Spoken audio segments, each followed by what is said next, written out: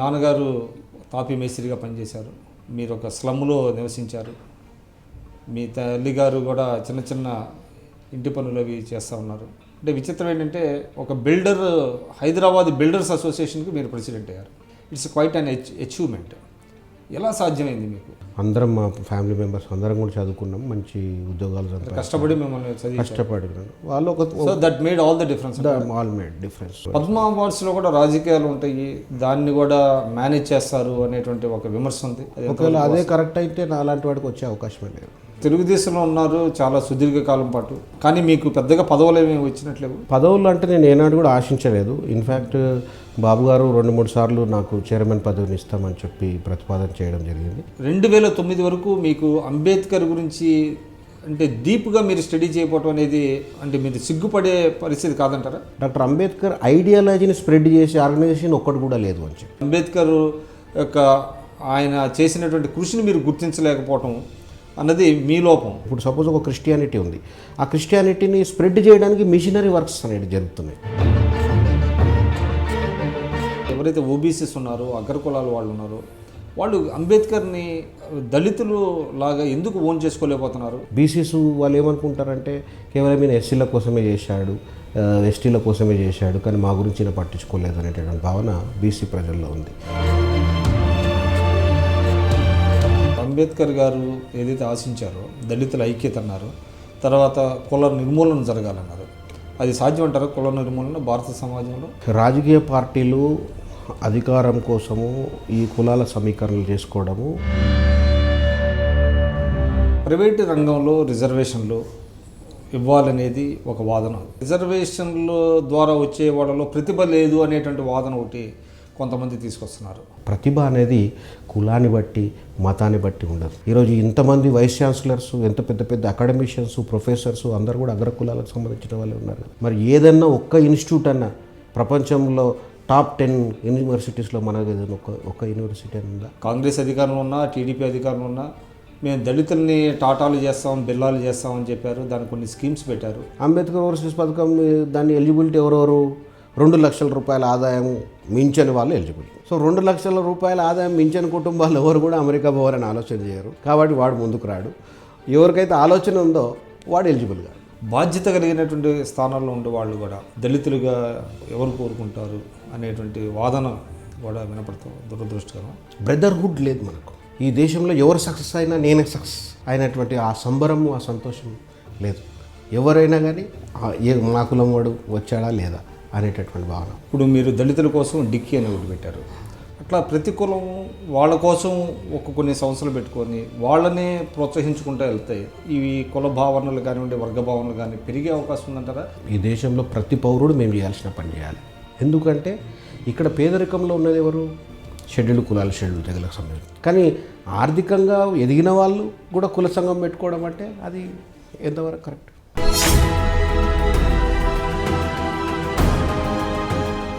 ప్రముఖ రాజకీయవేత్త, పద్మశ్రీ అవార్డు గ్రహీత, దళిత పారిశ్రామికవేత్తలను తయారు చేసే ఒక మిషన్లో నిమగ్నమైనటువంటి నర్రా రవికుమార్ గారితో ఇంటర్వ్యూ. నమస్కారం రవికుమార్. నమస్కారం.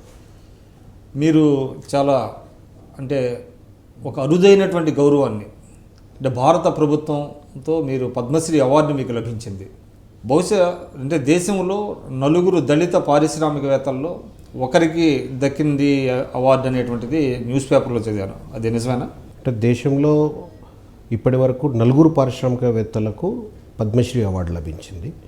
అందులో 2013లో మొట్టమొదట మిలింద్ కాంబ్లే గారు, మా యొక్క డిక్కీ సంస్థ యొక్క వ్యవస్థాపకుడు, అతనికి, తర్వాత కల్పనా సరోజ్ అని ఒక మహిళా పారిశ్రామికవేత్త, ఆమెకు లభించింది 2013వ సంవత్సరంలో. 2014వ సంవత్సరంలో నాకు మరియు ఇంకొక అతనికి ఇవ్వడం జరిగింది.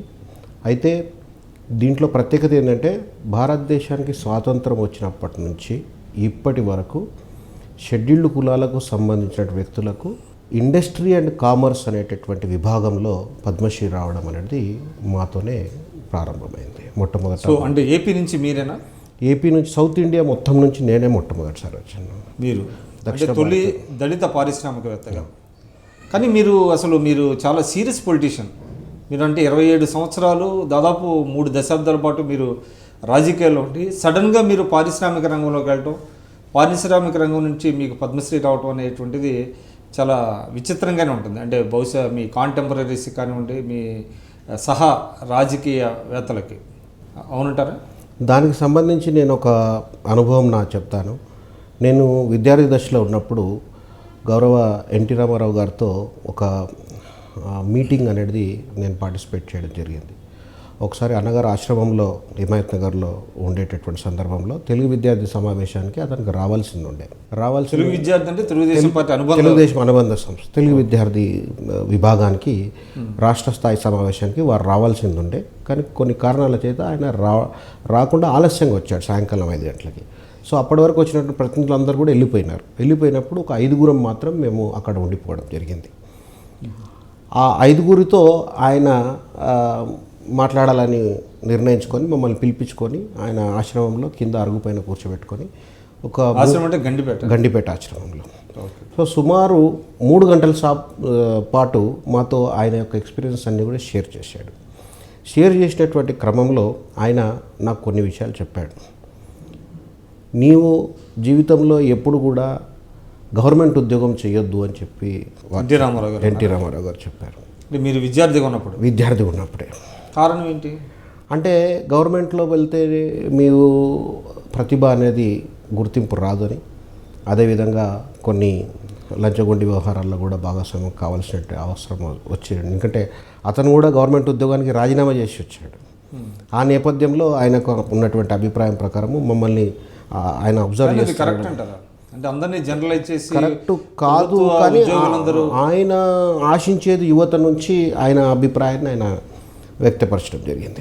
సో మేబీ ప్రత్యామ్నాయం లేకపోతే మీరు వెళ్ళండి, కానీ ప్రత్యామ్నాయం ఎదుర్కోండి అలాంటిది ఏమైనా చెప్పారా? ప్రత్యామ్నాయం అసలు ఆప్షనే తీసుకోవద్దని చెప్పాడు ఆయన. అసలు ఆప్షన్ గవర్నమెంట్ సర్వీస్ ఆప్షన్ వద్దన్నారు ఎన్టీఆర్.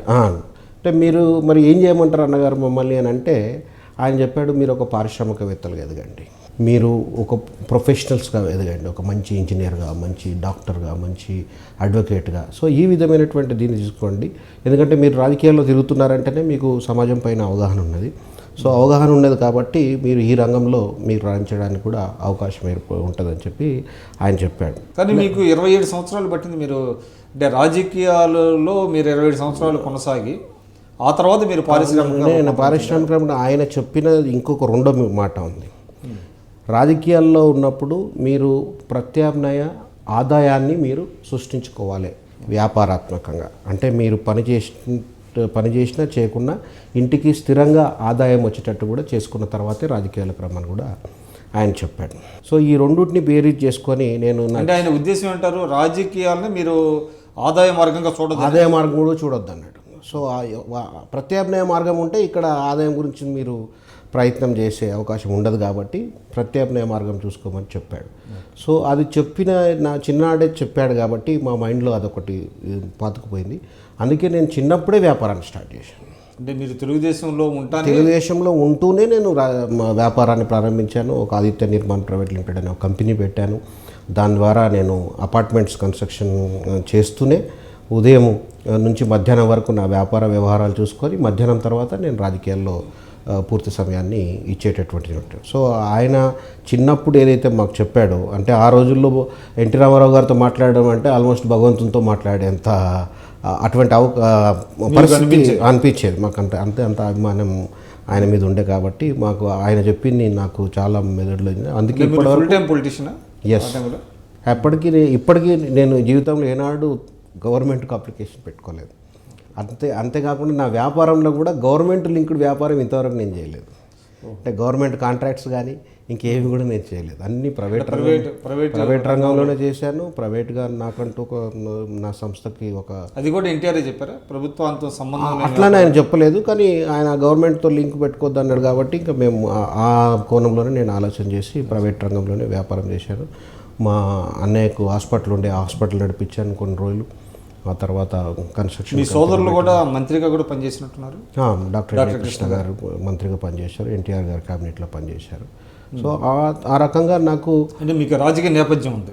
రాజకీయ నేపథ్యం ఆయన నుంచి స్టార్ట్ అయింది. అంటే అంతకుముందు తెలుగుదేశం పార్టీకి ఆకర్షితులని నేను పోయినప్పటికీ కూడా బాగా ఇంపార్టెన్సు క్రియాశీలమైనటువంటి పాత్ర పోషించడానికి మా అన్నయ్య గారు ఎమ్మెల్యే మంత్రిగా ఉండడం అనేది నాకు ఒక అవకాశం కలిగి వీళ్ళందరితో కూడా స్వయంగా పెద్ద పెద్ద పరిచయాలన్నీ జరగడం, పెద్ద పెద్ద బాధ్యతలు నిర్వర్తించే అవకాశం రావడం, ఆ బాధ్యతలు నేను సక్రమంగా నిర్వహించడంతో అటు ఎన్టీ రామారావు గారు కానీ చంద్రబాబు నాయుడు గారు కానీ నాకు సరైనటువంటి గుర్తింపు ప్రోత్సాహాన్ని ఇవ్వడం, ఆ తర్వాత వారు ఇచ్చిన ప్రతి బాధ్యతను కూడా నేను మంచిగా నిర్వహించడం వల్ల నాకు 2004లో మీరు పోటీ చేసినట్టున్నారు కదా? 2004లో ఇబ్రహీంపట్నం నియోజకవర్గం నుంచి పోటీ చేయడం జరిగింది. ఇబ్రహీంపట్నం అంటే రంగారెడ్డి జిల్లాలో. అప్పుడు పుష్పలీల గారు అంతకుముందు అక్కడ ప్రాతినిధ్యం వహించేది. సో తెలుగుదేశం పార్టీ టికెట్ మీకు ఇచ్చారు. తెలుగుదేశం పార్టీ టికెట్ పుష్పలీల గారు సిట్టింగ్ ఎమ్మెల్యే అయినప్పటికీ వారిని పక్కన పెట్టి నాకు అవకాశం కల్పించారు. సో ఎంత తేడాలో ఓడిపోయారు? 6,000 ఓట్ల మెజార్టీతో ఓడిపోవడం జరిగింది. బహుశా అప్పుడు నేను తెలుగుదేశం యాంటీ తెలుగుదేశమే కాకుండా అక్కడ కాంగ్రెస్ పార్టీ, కమ్యూనిస్ట్ పార్టీ, అన్ని కమ్యూనిస్ట్ పార్టీలు కలిపి ఒక పొత్తుతో పోటీ చేయడం ఒకటి. అక్కడ సీటు ఏదైతే ఇబ్రహీంపట్నం సీటు ఉందో అది సిపిఎం పార్టీకి కేటాయించడం, ఆ తర్వాత సిపిఎం పార్టీతో పాటు అక్కడ ఉన్నటువంటి 2 నక్సలైట్ ప్రభావిత మండలాలు ఉన్నాయి, యాచారం మరియు తర్వాత మంచాల అనేటటువంటి. సో ఇక్కడ బాగా యాంటీ తెలుగుదేశం వే ఉండడం వల్ల అంటే 5 మండలాలు ఉండే, 5 మండలాల్లో 3 మండలాల్లో పూర్తి మెజారిటీ వచ్చింది. ఈ 2 మండలాల్లో వచ్చినటువంటి నెగిటివ్ దానివల్ల 6,000 ఓట్లతో నేను ఓడిపోవడం జరిగింది. సో మీరు తెలుగుదేశంలో ఉన్నారు చాలా సుదీర్ఘకాలం పాటు, కానీ మీకు పెద్దగా పదవులు ఏమి వచ్చినట్లేవు? పదవులు అంటే నేను ఏనాడు కూడా ఆశించలేదు. ఇన్ఫ్యాక్ట్ బాబు గారు 2-3 సార్లు నాకు చైర్మన్ పదవిని ఇస్తామని చెప్పి ప్రతిపాదన చేయడం జరిగింది. కానీ నేను జీవితంలో ఎప్పుడైనా కానీ ఒక ప్రజాప్రతినిధిగానే ఉండాలని నేను ఆశించినాను కాబట్టి ఒక మీరే వద్దన్నారు? నేనే వద్దన్నాను. ఆయన ఆఫర్ చేశారు మీకు? 2 సార్లు చేశారు ఆయన. కానీ మీరు 2008లో తెలుగుదేశాన్ని అంటే మీకు ఏదైతే ఆదరణ ఇచ్చి మీకు గుర్తింపు గౌరవాన్ని ఇచ్చినటువంటి పార్టీని వదిలి మీరు దేవేంద్ర గౌడ్ గారు పెట్టిన నవ తెలంగాణ పార్టీలోకి చేరిపోయారు కదా? అంటే అప్పుడు ఉన్నటువంటి పరిస్థితుల్లో తెలంగాణ అనే ఒక నినాదము చాలా ఉధృతంగా ఉండింది. ఉధృతంగా ఉన్నటువంటి కాలంలో కేసీఆర్ గారు ఒక 11 మంది ఎమ్మెల్యేలతో రాజీనామా చేయించారు. రాజీనామా చేసిన తర్వాత బై ఎలక్షన్ జరిగింది. బై ఎలక్షన్ జరిగినప్పుడు రాజీనామా చేసిన వాళ్ళలో 6 సీట్లు కాంగ్రెస్ పార్టీ గెలుచుకుంది. సో తెలంగాణ నినాదం అనేదే పోయింది అని అవహేళనగా చేసి మాట్లాడేటటువంటి పరిస్థితి ఇటు కాంగ్రెస్ పార్టీలో కానీ తెలుగుదేశం పార్టీలో కానీ రావడం, ఆ తర్వాత దానికి మరి దేవేంద్ర గౌడ్ గారు దాన్ని జీర్ణించుకోలేక ఆయన ఒక కొత్త పార్టీ పెట్టాలని నిర్ణయించుకుని ఆయన వెనుక నడవడం జరిగింది. అంటే మీరు పార్టీలో దేవేంద్ర గౌడ్ గారి మనిషిగా గుర్తింపు? నేను చంద్రబాబు నాయుడు గారే నన్ను చేరదీశారు. చంద్రబాబు నాయుడు గారే స్వయంగా నాకు గుర్తింపు ఇచ్చారు. చంద్రబాబు నాయుడు గారి యొక్క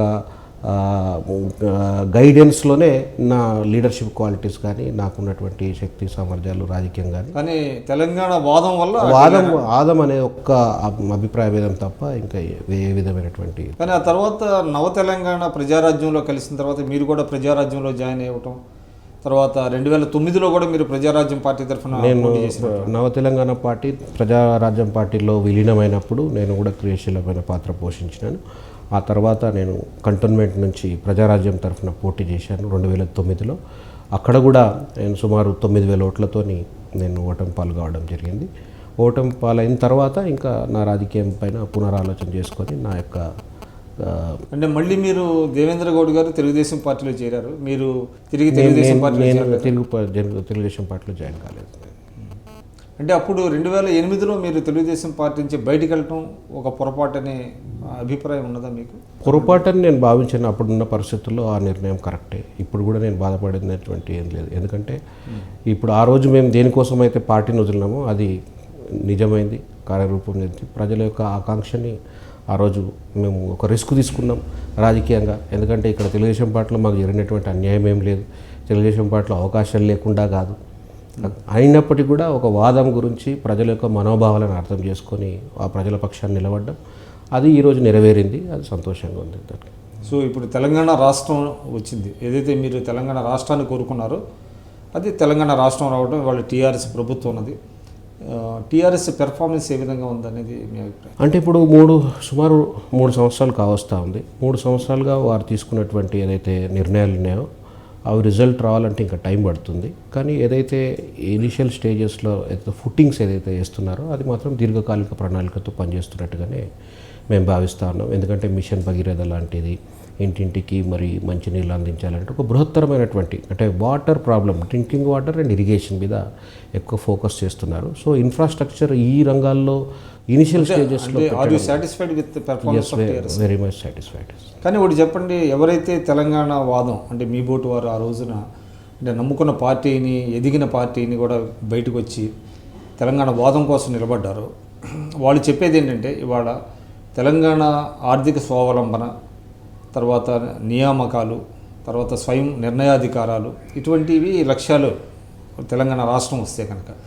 కానీ ఇప్పుడున్న పార్టీ, అధికారంలో ఉన్న పార్టీ టీఆర్ఎస్ దాన్ని నెరవేర్చడం లేదు అనేటువంటిది ఒక భావన ఎక్కువ మంది, అంటే ఎవరైతే తెలంగాణ స్ట్రగుల్లో ఉన్నారో, ఫోర్ ఫ్రంట్లో ఉన్నారో మీ బోటి వాళ్ళందరూ అంటున్నారు. అంటే just because you have become a entrepreneur కాబట్టి మీరు గవర్నమెంట్ని సపోర్ట్ చేస్తున్నారా, లేకపోతే నిజంగానే ఈ ప్రభుత్వం బాగా చేస్తుంది అనేటువంటిది మీ అభిప్రాయం? అంటే ఒక రాజకీయ కోణంలో చూస్తే రాజకీయపరమైనటువంటి స్టేట్మెంట్స్ ఇవ్వాల్సి వస్తుంది. కానీ ఒక సిటిజన్గా, ఒక పారిశ్రామికవేత్తగా చూసినప్పుడు ఇప్పుడు ఉన్నటువంటి పరిస్థితులు గతంలో కంటే మెరుగైనాయి. అంటే పెట్టుబడుల విషయంలో కానీ, వ్యాపారంలో కానీ, ఒకప్పుడు తెలంగాణ ఏర్పడితే ఇక్కడ అసలు ఎవరు పారిశ్రామికవేత్తలు కూడా ఇక్కడ ఉండరు అనేటటువంటి అభిప్రాయం ఉంటుండే. లేకపోతే ఇంకా చాలా మిస్కన్సెప్షన్స్ అప్పుడు ఇదేంటి కరెంట్ సమస్య చాలా. సో ఇప్పుడు ఇంకా మెరుగుపడ్డాయి. అప్పుడు ఉమ్మడి రాష్ట్రంలో కరెంట్ లేకపోతుండే, ఇప్పుడు కరెంటు 24 hours ఉంది. పరిశ్రమలు అన్నీ కూడా అసలు హాలిడే ఉంటుండే, పవర్ హాలిడే అనేది ఒక కొత్త ఉంటుంది. ఇప్పుడు పవర్ హాలిడే లేదు, పవర్ కట్ లేదు. సో అటువంటప్పుడు అన్ని వ్యాపారాలు పెరిగినప్పుడు ప్రజల జీవితాల్లో మంచి జరుగుతున్నట్టే. అంటే పారిశ్రామిక వృద్ధి కనబడుతుందంటారా ఈ గత 3 సంవత్సరాలు? తప్పకుండా చాలా చాలా అభివృద్ధిలోకి వచ్చింది. ఎంత దేశంలోనే ఒక అగ్రస్థానానికి చేరుకోగలిగిందంటే అది మామూలు విషయం కాదు.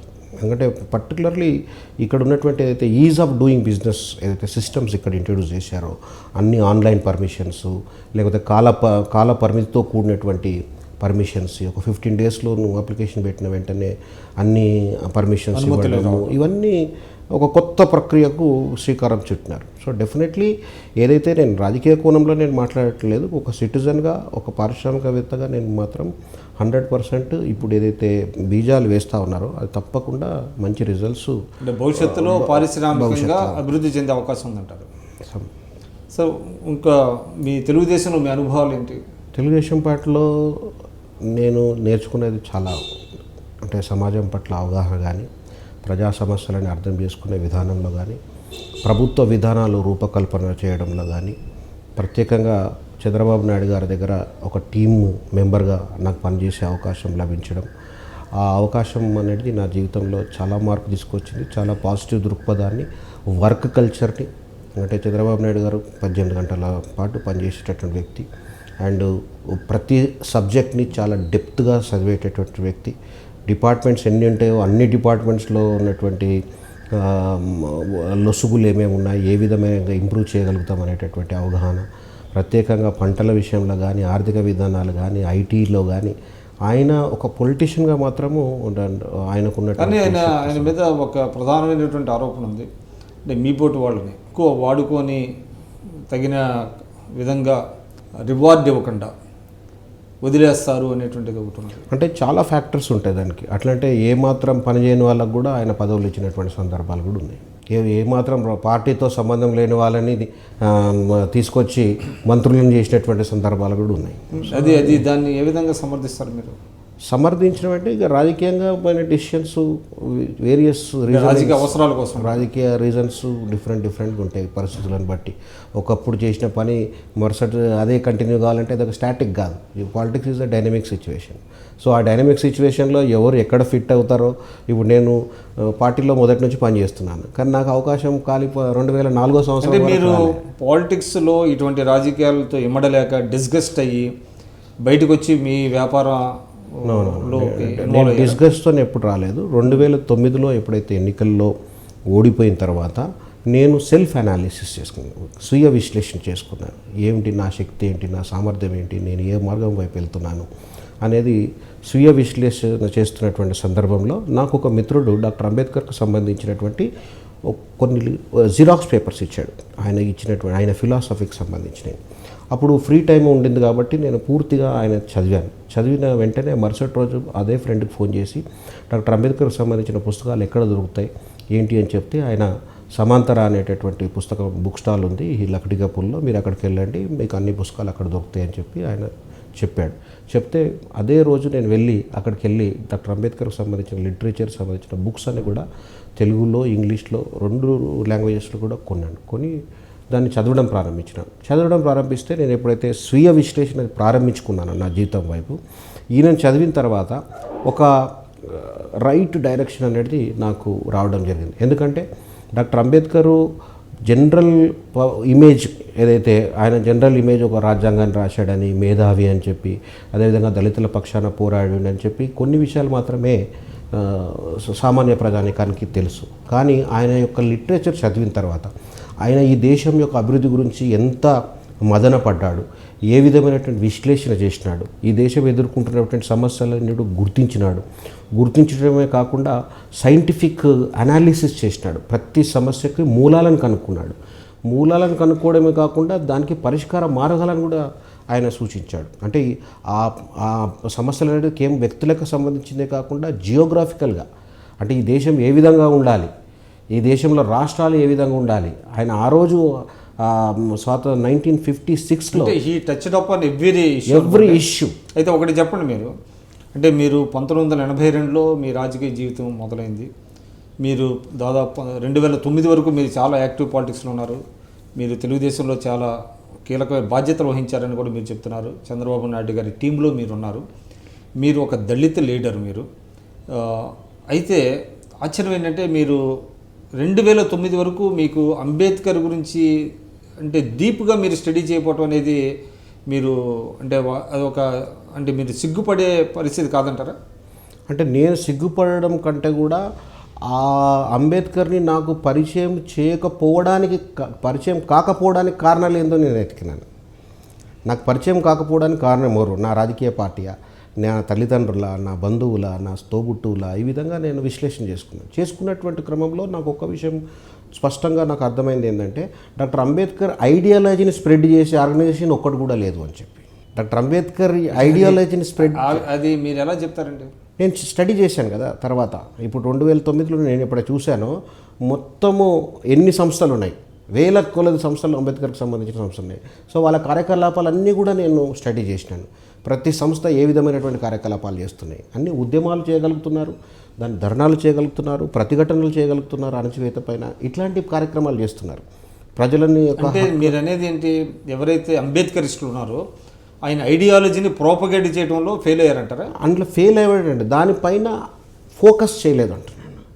ఆ సబ్జెక్ట్ పైన ఫోకస్ చేయకుండా, ఎందుకంటే అజెండా, ఇప్పుడు అజెండా ఏంది, ఇమీడియట్గా ఒక రేప్ జరిగింది, లేకపోతే ఒక దగ్గర సామూహిక దాడులు జరిగినాయి, దీన్ని ప్రతిఘటించడంలోనే వాళ్ళ యొక్క టైం అంతా కూడా అయిపోయేటటువంటి పరిస్థితి. అంటే మనిషి ఉనికి కోసం పోరాటాలు జరిగేటటువంటి పరిస్థితి.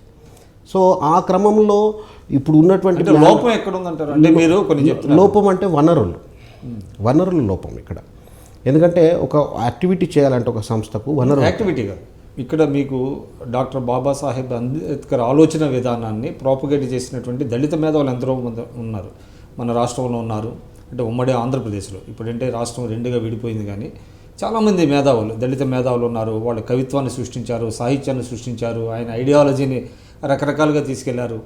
తర్వాత హక్కుల కోసం పోరాడారు, దళితుల హక్కుల కోసం. తర్వాత వివక్షకి వ్యతిరేకంగా పోరాడారు. తర్వాత అట్లాగా అంటే కుల దురహంకారం మీద పోరాడారు. అటువంటి వాళ్ళ యొక్క అంటే మీరు వాళ్ళు చేసినటువంటి కృషిని మీరు ఎందుకు తగ్గిస్తున్నారు? నేను చేయలేదు అంటే బికాజ్ మీరు 2009 వరకు మీరు అంబేద్కర్ యొక్క ఆయన చేసినటువంటి కృషిని మీరు గుర్తించలేకపోవటం అన్నది మీ లోపం, అంతే తప్ప వీళ్ళందరూ చేయలేదు కాబట్టి ఇది తగినంతగా ప్రాపగేట్ అవ్వలేదని మీరు ఎలాగ స్టేట్మెంట్ ఇవ్వగలుగుతారు? అంటే నేను వాళ్ళ లోపంగా అనుకుంటున్నాను, వాళ్ళ శక్తి సరిపోలేదు అంటున్నాను. ఎందుకంటే వాళ్ళకు ఉన్నటువంటి పరిమితమైనటువంటి వనరులతోటి వాళ్ళ పోరాటాలకే మొత్తం జీవితం అంకితం చేసేటటువంటి పరిస్థితి. వాళ్ళ సాక్రిఫైజెస్ని నేను ఏనాడు కూడా తగ్గించే అవకాశం లేదు. ఎందుకంటే వాళ్ళు ఉనికి ఆ పోరాటాలు చేశారు కాబట్టి ఈరోజు ఉనికి అనేది ఏర్పడ్డది. ఉనికి తర్వాత అంటే మనిషికి ఉనికే ప్రశ్నార్థకంగా ఉన్నప్పుడు ఆ ఉనికి కోసం పోరాటాలు చేసినారు. ఆ పోరాటాల ద్వారానే ఈరోజు ఇంత మేరకైనా ఈరోజు సమాజంలో కొంత మేరకైనా వివక్ష తగ్గడం కానీ లేకపోతే ప్రజల్లో చైతన్యం తీసుకురావడం కానీ జరిగింది. అయితే ఫిలాసఫీని స్ప్రెడ్ చేసేటటువంటి ఇప్పుడు సపోజ్ ఒక క్రిస్టియానిటీ ఉంది, ఆ క్రిస్టియానిటీని స్ప్రెడ్ చేయడానికి మిషనరీ వర్క్స్ అనేవి జరుగుతున్నాయి. అంటే వాళ్ళకు వనరులు వేరే దగ్గరికి వెళ్ళి రావడము, దానికోసం డెడికేటెడ్గా పనిచేసేటటువంటి పర్సన్. ఇక్కడ మనిషి ఇప్పుడున్న మా నాయకులు ఎవరైతే ఉన్నారో ఎంత సాక్రిఫైజెస్ వాళ్ళు, ఒకవైపు వాళ్ళ కుటుంబాలని వాళ్ళు పోషించుకోవాలి, ఇంకోవైపు పోరాటాలు చేయాలి, ఇంకోవైపు పుస్తకాలు వాళ్ళు రాసిన పుస్తకాలను అచ్చివేయడానికి కూడా ముందుకు రానటువంటి పరిస్థితులు వాళ్ళు ఎదుర్కొన్నారు. ఎందుకంటే ఎకనామికల్లీ ఈ జాతిలో అంత ఎంపవర్మెంట్ లేనటువంటి పరిస్థితి. సో అప్పుడున్న పరిస్థితుల్లో వాళ్ళు చేసిన పని చాలా గొప్ప పని. కానీ ఈ యొక్క ఫిలాసఫీనే ఒక స్ప్రెడ్ చేసేటటువంటి సంస్థ, ఎక్స్క్లూజివ్ స్పెషలైజ్డ్గా చేసేటటువంటి సంస్థ, ఈవెన్ ఒక పత్రిక కూడా నడపలేనటువంటి పరిస్థితి ఇప్పటివరకు. దీనికి కారణం ఏదన్నా రాజకీయ పార్టీలు అంటారా? అంబేద్కర్ ఆలోచన విధానాన్ని, అంబేద్కర్ సిద్ధాంతాలని, అంటే ముఖ్యంగా మనం చూసాం అంబేద్కర్ ఒక గొప్ప దార్శనికుడు, ఆయన గొప్ప రాజ్యాంగాన్ని రచించారు. కానీ ఆయనకి భారతరత్న రావడానికి 1991లో అనుకుంటా వచ్చింది, 91లో వచ్చింది. అంటే ఇంత సుదీర్ఘకాలం పట్టడానికి కారణం రాజకీయ వివక్ష. అది క్లియర్ కట్ ఎవిడెంట్ అండి. ఏంటంటే కాంగ్రెస్ పార్టీ చాలా క్రియాశీలమైనటువంటి పాత్ర పోషించింది స్వాతంత్రం వచ్చిన తర్వాత.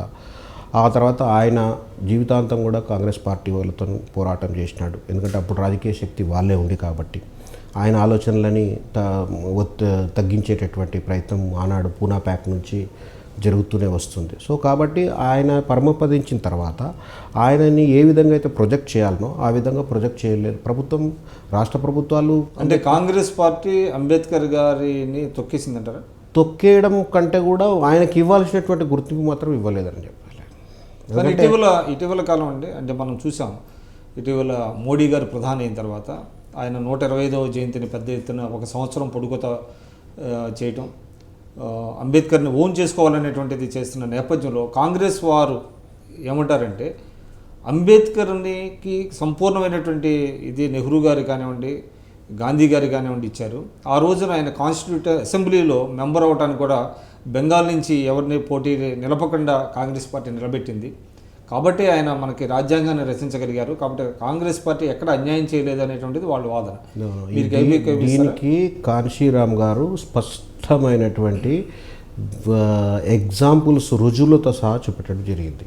ఆయన కాన్స్టిట్యూంట్ అసెంబ్లీకి రాకుండా కాంగ్రెస్ పార్టీ బాంబే నుంచి ఆయన పోటీ చేసినప్పుడు ఆయన్ని చిత్తుగా ఓడగొట్టింది కాంగ్రెస్ పార్టీ. ఆయన షెడ్యూల్ కాస్ట్ ఫెడరేషన్ ద్వారా పోటీ చేస్తాడు కాన్స్టిట్యూంట్ అసెంబ్లీకి 1946లో. అక్కడి నుంచి బాంబే నుంచి ఓడిపోయినప్పుడు షెడ్యూల్ కాస్ట్ ఫెడరేషన్కి వెళ్ళి 18 మంది ఎలక్ట్ అవుతారు కాన్స్టిట్యూంట్ అసెంబ్లీకి. అందులో ఒకతను మన యొక్క బెంగాల్ నుంచి, ఇంకొక నాయకుడు ఆయన ఇక్కడ ఓడిపోయిన తర్వాత బెంగాల్ నుంచి ఈ షెడ్యూల్ కాస్ట్ ఫెడరేషన్కి నుంచి గెలిచినటువంటి వ్యక్తి రాజీనామా చేసి అక్కడి నుంచి ఇతన్ని పోటీ చేస్తారు Congress support. No no no no no అక్కడ కూడా చెప్తాను. అక్కడి నుంచి ఆయన రాజీనామా చేసి మళ్ళీ షెడ్యూల్ కాస్ట్ ఫెడరేషన్తో గెలుస్తాడు. గెలిచిన తర్వాత పాకిస్తాన్ ఇండియా విడిపోయినటువంటి సందర్భంలో ఆయన ఏ ప్రాంతంకి వెళ్ళైతే గెలిచాడో ఆ ప్రాంతాన్ని పాకిస్తాన్కి ఇచ్చేస్తారు. అంటే he will become the constituent assembly member of Pakistan. ఇది చరిత్ర. అప్పుడు బ్రిటిష్ గవర్నమెంట్ సమ్ కండిషన్ పెట్టినట్టుగా కాన్షీరామ్ గారి యొక్క వాదనను బట్టి తెలుస్తుంది. మీకు స్వాతంత్రం కావాలంటే అంబేద్కర్ని మీరు ఏ విధంగా అయితే బాంబేలో ఓడగొట్టారు, ఇక్కడ గెలిస్తే కూడా ఈ ప్రాంతాన్ని తీసుకెళ్ళి పాకిస్తాన్లో కలిపారు. ఆయన కాన్స్టిట్యూంట్ అసెంబ్లీలో రావడానికి స్వాతంత్రానికి లింక్ పెట్టినట్టుగా మనకు స్పష్టంగా తెలుస్తుంది. సో ఎప్పుడైతే బ్రిటిష్ ప్రభుత్వం ప్రెషరైజ్ చేసిండ్రో అప్పుడు బాంబే నుంచి మళ్ళీ జయకర్ అనేటటువంటి వ్యక్తి రాజీనామా చేస్తాడు. రాజీనామా చేసి ఆ ప్లేస్లో డాక్టర్ అంబేద్కర్ని కాంగ్రెస్ పార్టీ తరఫుకి నిలబెట్టించి ఆయనని గెలిపిస్తారు. అంటే ఏ కాంగ్రెస్ పార్టీ అయితే 46లో ఓడగొట్టిందో, ఏ కాంగ్రెస్ పార్టీ అయితే బెంగాల్ నుంచి గెలిస్తే ఆ ప్రాంతాన్ని పాకిస్తాన్లో కలిపేశారో, సో వీళ్ళిద్దరిని కాదని మళ్ళీ అదే కాంగ్రెస్ పార్టీ ఇంత ఇంట్రెస్ట్ తీసుకొని మళ్ళీ ఆయనను గెలిపించడం అంటే జూలై 14, 1947 సంవత్సరంలో ఆయన ఎలక్ట్ అవుతాడు. జూలై 18 యూకే అసెంబ్లీ పార్లమెంట్లో మనకు స్వాతంత్రం ఇవ్వాలని తీర్మానం చేస్తారు. అంటే just after 4 days of election. సరే, చరిత్రలో అనేక వక్రీకరణలు ఉన్నాయి. ఎవరి వాదం వాళ్ళన్నది. కాంగ్రెస్ పార్టీ ఏమో మేమే అంబేద్కర్ గారిని బెంగాల్ నుంచి నిలబెట్టాము, గెలిపించాము, కాబట్టి అంబేద్కర్ మావాడు అనేటువంటిది వాళ్ళు అంటున్నారు. సరే, ఇక్కడ ఇటీవల కాలంలో ఆర్ఎస్ఎస్ వాళ్ళు కూడా అంబేద్కర్ని ఓన్ చేసుకోవాలనుకుంటున్నారు. ఎవరు ఓన్ చేసుకున్నా కూడా అంబేద్కర్ ప్రజలు అందరి వాడు. సరే, మీ విషయానికి వద్దామండి. అంటే అంబేద్కర్ ఐడియాలజీని ప్రోపగేట్ చేయడానికి మీరు పూర్తి స్థాయిలో రాజకీయాలను పక్కన పెట్టి అంబేద్కర్ ఐడియాలజీని మీరు పట్టుకున్నారు. సో ఏ విధంగా మీ ప్రయాణం సాగించారు? అంటే 2009లో శాంతి చక్ర ఇంటర్నేషనల్ అనేటటువంటి ఒక సంస్థను నేను ఏర్పాటు చేయడం జరిగింది. అది టోటల్లీ బాగా టెక్నికల్గా వెబ్సైట్ ఓపెన్ చేయడం, ఆ తర్వాత ఇక్కడ ఒక 2000 square feet of office premises తీసుకోవడం, దాన్ని అల్ట్రా మోడర్న్ ఆడిటోరియం తయారు చేసేసి డాక్టర్ అంబేద్కర్ ఐడియాలజీ మీద ప్రతి వారం ఒక సబ్జెక్ట్ని, ఒక నిపుణుడిని పిలిపించి ఆయన చేత 1 hour లెక్చర్ ఇప్పించడం, దానిపైన 1 hour గ్రూప్ డిస్కషన్ చేయడం, ఇట్లాంటి కార్యక్రమాలు శ్రీకారం చేయడం. ఇప్పటికీ 328 వారాల నుంచి నిరాటంకంగా ఏ సండేస్ నాడు మాకు దసరాలు వచ్చినాయి, దీపావళి వచ్చింది, తర్వాత సకల జనుల సమ్మెలు జరిగినాయి, ఆ తర్వాత నిమజ్జనాలు, వినాయక నిమజ్జనాలు జరిగినాయి. అయినా కానీ ఏ రోజు కూడా మేము ఆపకుండా నిరంతరం కొనసాగిస్తున్నాం. తర్వాత డాక్టర్ అంబేద్కర్ యొక్క స్టాచ్యూ ఏదైతే ట్యాంక్ బండ్ పైన ఉందో దాన్ని మేము గత 5 సంవత్సరాల నుంచి ప్రతిరోజు ఉదయం సూర్యోదయం ముందే దాన్ని శుభ్రపరిచి దాని ఒక గార్లాండింగ్ అనేది కార్యక్రమం మేము స్టార్ట్ చేసినాం. ఇప్పుడు చాలా ప్రాంతాల్లో ఆ స్ఫూర్తితోని ఆయన విగ్రహాలకు క్లీన్గా ఉంచడం. ఎందుకంటే మనం చాలామంది నేతల యొక్క విగ్రహాలు మనం పెడతాం కూడళ్ళ దగ్గర. పెట్టినప్పుడు దాన్ని అందరు కూడా దాన్ని జెండాలు కట్టి, రాజకీయ పార్టీల జెండాలు కట్టి, బంటింగ్స్ కట్టి, అంతా నానా విధమైనటువంటి డెకరేషన్స్ చేసేసి దాన్ని అవమానపరిచేటటువంటి పరిస్థితి. సో దాన్ని మేము ఇక్కడ ట్యాంక్ బండ్ పైన దాన్ని పూర్తిగా అరికట్టినాం. అక్కడ ఒక బోర్డు పెట్టినాం. మేము చేసినప్పటి నుంచి ఏ రాజకీయ పార్టీ కూడా ఎటువంటి బంటింగ్స్ కానీ జెండాలు కానీ కట్టలేనటువంటి పరిస్థితి తీసుకొచ్చినాం. ప్లస్ మేము యూత్ దగ్గరికి వెళ్తాం, సోషల్ వెల్ఫేర్ హాస్టల్స్కి వెళ్ళి ఆ పిల్లలకు డాక్టర్ అంబేద్కర్ యొక్క ఫిలాసఫీని పరిచయం చేస్తూ వాళ్ళ క్యారియర్ గైడెన్స్కి మేము సపోర్ట్ చేస్తూ ఉంటాం. సో ఆ విధంగా ఒక నెట్వర్క్ని డెవలప్ చేసి అంబేద్కర్ యొక్క ఆలోచనలపైన దానికి ఏ కుల మతాలకు అతీతంగా, రాజకీయాలకు అతీతంగా అన్ని కులాలకు సంబంధించిన ప్రతినిధులు మా యొక్క సంస్థలో మెంబర్. ఎవరైతే డాక్టర్ అంబేద్కర్ ఐడియాలజీని పూర్తిగా విశ్వసిస్తారో వాళ్ళందరి భాగస్వామ్యంతో ఈరోజు విజయవంతంగా చేస్తూ ఉన్నాం. ప్రతి 26th జనవరి నాడు, ఎందుకంటే భారతదేశాన్ని పౌరులందరూ సర్వస్వతంత్రులుగా డిక్లేర్ చేసుకున్నటువంటి రోజుని మేము చాలా పెద్ద ఎత్తున కుటుంబ సమేతంగా ఒక 5,000 కుటుంబాలతో మేము కార్యక్రమాలు మేము చేసుకొని డాక్టర్ అంబేద్కర్ మా జీవితాల్లో తీసుకొచ్చినటువంటి మార్పు గురించి మిగిలిన తరాలకి కూడా తెలియజేసే విధంగా, కుటుంబంలో ఉన్న ప్రతి సభ్యుడికి కూడా తెలియజేసే విధంగా కార్యక్రమాలు చేసుకుంటా ఉన్నాం. సో చెప్పండి రవికుమార్ గారు, అంటే మీరు అంబేద్కర్ ఐడియాలజీ మీద పూర్తి స్థాయిలో అధ్యయనం చేస్తున్నారు. అంటే గతంలో చాలామంది చేశారు, ఆయన ఐడియాలజీని ప్రాపగేట్ చేస్తున్నారు. ఆయనకి లక్షలాది మంది, కోట్లాది మంది అభిమానులు దేశవ్యాప్తంగా ఉన్నారు. అయితే దురదృష్టం, అంబేద్కర్ గారు ఐడియాలజీని ఎక్కువ దళితులు మాత్రమే ఓన్ చేసుకొని మిగతా వాళ్ళు, అంటే ఎవరైతే ఓబీసీస్ ఉన్నారో, అగ్రకులాల వాళ్ళు ఉన్నారో, వాళ్ళు అంబేద్కర్ని దళితులు లాగా ఎందుకు ఓన్ చేసుకోలేకపోతున్నారు? ఎందుకంటే ఆయన రాజ్యాంగాన్ని ఇచ్చారు. రాజ్యాంగం వల్ల ఇవాళ ప్రజలందరికీ హక్కులు సంక్రమించాయి. అందరికీ అంటే మినిమము గ్యారంటీస్, అంటే వాళ్ళు బతకడానికి కానివ్వండి, ఇవన్నీ కూడా రాజ్యాంగం ద్వారా సంక్రమించినాయి. అటువంటి మహనీయుడిని కొంతమందినే ఓన్ చేసుకునే పరిస్థితి ఎందుకు వచ్చింది? ప్రజలందరూ ఆయన ఎందుకు ఓన్ చేసుకోలేకపోతున్నారు? ఎక్కడ లోపం ఉంది? దానికి ప్రధానమైనటువంటి కారణం ఏంటంటే డాక్టర్ అంబేద్కర్ని ప్రొజెక్ట్ చేసే క్రమం ఏదైతుందో ఆ ప్రొజెక్ట్ చేయడంలో ఆయన ఒక రాంగ్ బ్రాండింగ్ అనేది చేయడం జరిగిందండి. ఈయన కేవలం ఎస్సీ ఎస్టీల కోసమే పనిచేసిండు అని చెప్పి ఇటు దళిత సమాజం కూడా మా దేవుడు మాకు మా జీవితాల్లో మార్పు తీసుకొచ్చిండు అని చెప్పుకోవడం, మిగిలిన వాళ్ళు దాన్ని నెగిటివ్గా తీసుకోవడం, అంటే ఏదో రిజర్వేషన్స్ ఈయన సృష్టించాడు కాబట్టి మాకు అవకాశాలు రాకుండా పోతున్నాయి అనేటటువంటి భావన వేరే వర్గాల్లో వచ్చింది, అంటే కల్పించడం జరిగింది. సో దీనికి ఆయన యొక్క విశిష్టత ఏంటంటే, ఒకవేళ మన యొక్క దేశ అభివృద్ధిని 1947కి రాజ్యాంగము రాయడం ప్రారంభించినప్పటి నుంచి 1950 వరకు ఒక స్టేజ్, 50 తర్వాత ఏదైతే గ్రోత్ మనం పారామీటర్స్, వేరియస్ పారామీటర్స్గా మనం కంట్రీని తీసుకున్నప్పుడు ఆయన రాజ్యాంగంలో పొందుపరిచిన అంశాల యొక్క ఫలాలు ఏ విధంగా ఉన్నాయో మనకు స్పష్టంగా ఉంటుంది. అందులో ప్రధానమైనది మహిళల గురించి. ఆయన మహిళా హక్కుల గురించి పోరాటం చేసినటువంటి వ్యక్తి. హిందూ కోడ్ బిల్ని ఆనాడు ఆయన ప్రవేశపెట్టాడు. అది కొన్ని రాజకీయ రాజీనామా కూడా చేసి, కానీ ఆయన మహిళలని ఈ దేశంలో 50% పాపులేషన్ అంటే ఒక మనిషి దేహంలో సగభాగం, ఆ సగభాగాన్ని మనం విస్మరిస్తే, ఆ సగభాగాన్ని యొక్క శక్తిని మనం దేశం వినియోగించుకోకపోతే ప్యారలైజ్డ్ హ్యూమన్ బాడీ ఏ విధంగా అయితే ఉంటుందో ఆ విధంగా దేశం కూడా ప్యారలైజ్డ్ అయిపోతుందని చెప్పినటువంటి వ్యక్తి. అదేవిధంగా రిజర్వేషన్ని కూడా ఆయన రిజర్వేషన్ అనే పదాన్ని వాడలే, ఆయన రిప్రజెంటేషన్ అన్నాడు. అంటే ప్రతి ఒక్క పనిలో, ప్రతి ఒక్క అవకాశంలో, ఈ దేశం ఇచ్చే అవకాశంలో అందరికీ భాగస్వామ్యం కావాలి. కాబట్టి ఎవరైతే చారిత్రాత్మకంగా, సామాజికంగా ఎవరైతే అణచివేయబడ్డారో, ఎవరైతే అత్యంత దిగువ స్థాయిలో ఉన్నారో వాళ్ళందరినీ ఒక చేయుతనిచ్చి, అంటే ఒక పాజిటివ్ డిస్క్రిమినేషన్ అన్నట్టు ఆయన పాజిటివ్ డిస్క్రిమినేషన్ చేసి వాళ్ళందరినీ కూడా ఒక పైకి తీసుకొచ్చేటట్టు ప్రయత్నం చేయాలి. కాబట్టి అన్ని ఉద్యోగాల్లో, విద్యా అవకాశాల్లో, రాజకీయ అవకాశాల్లో వాళ్ళకు ఒక ప్రత్యేకమైనటువంటి అవకాశం కల్పించాలని రిప్రజెంటేషన్ అంటాడు. అందుకే దాన్ని పీపుల్స్ రిప్రజెంట్. మీరు అన్నారు అంటే ఆయన్ని కొన్ని వర్గాల వారు ఆయన్ని బ్యాడ్గా చిత్రీకరించారని అంటున్నారు. అదే ఏ ఫ్రంట్లో అంటారు? అదే ఈయన కేవలం వాళ్ళ కోసమే పనిచేశాడు, వాళ్ళకు హక్కులను తీసిపెట్టాడు, మా గురించి పట్టించుకోలేదు. ఫర్ ఎగ్జాంపుల్ బీసీస్ ఉంటారు. బీసీస్ వాళ్ళు ఏమనుకుంటారంటే కేవలం ఈయన ఎస్సీల కోసమే చేశాడు, ఎస్టీల కోసమే చేశాడు, కానీ మా గురించి ఈయన పట్టించుకోలేదు అనేటటువంటి భావన బీసీ ప్రజల్లో ఉంది. కానీ వాస్తవానికి ఆయన రాజీనామా చేసినప్పుడు, లా మంత్రిగా ఎప్పుడైతే హిందూ కోడ్ బిల్లు ఆమోదం పొందినప్పుడు ఆయన రాజీనామా చేస్తాడు. రాజీనామా చేసినప్పుడు 5 కారణాలు మెన్షన్ చేస్తాడు. 5 కారణాల్లో మొట్టమొదటి కారణము బీసీల గురించి నాకు ఏదైతే రాజ్యాంగం రాసేటప్పుడు ఈ రాజ్యాంగ సభ, ఈ ప్రభుత్వం నాకు ఒక హామీని ఇచ్చింది, ఆ హామీ ప్రకారం మీరు ఒక కమిషన్ వేసి దాన్ని స్థితిగతులను స్టడీ చేసి వాళ్ళకు రిజర్వేషన్ కల్పిస్తామని చెప్పినారు. దానికి అనుగుణంగా నేను బీసీలకు రిజర్వేషన్లు కల్పించాలని కూడా నేను రాజ్యాంగంలో పొందుపరచడం జరిగింది. సో అది జరిగి 2 సంవత్సరాలు అయిపోయినప్పటికి కూడా ఇప్పటి వరకు ఈ ప్రభుత్వం ఎటువంటి చర్యలు తీసుకోలేదు. దానికి నిరసనగా నేను రాజీనామా చేస్తున్నాను కూడా ఆయన చెప్పడం జరుగుతుంది.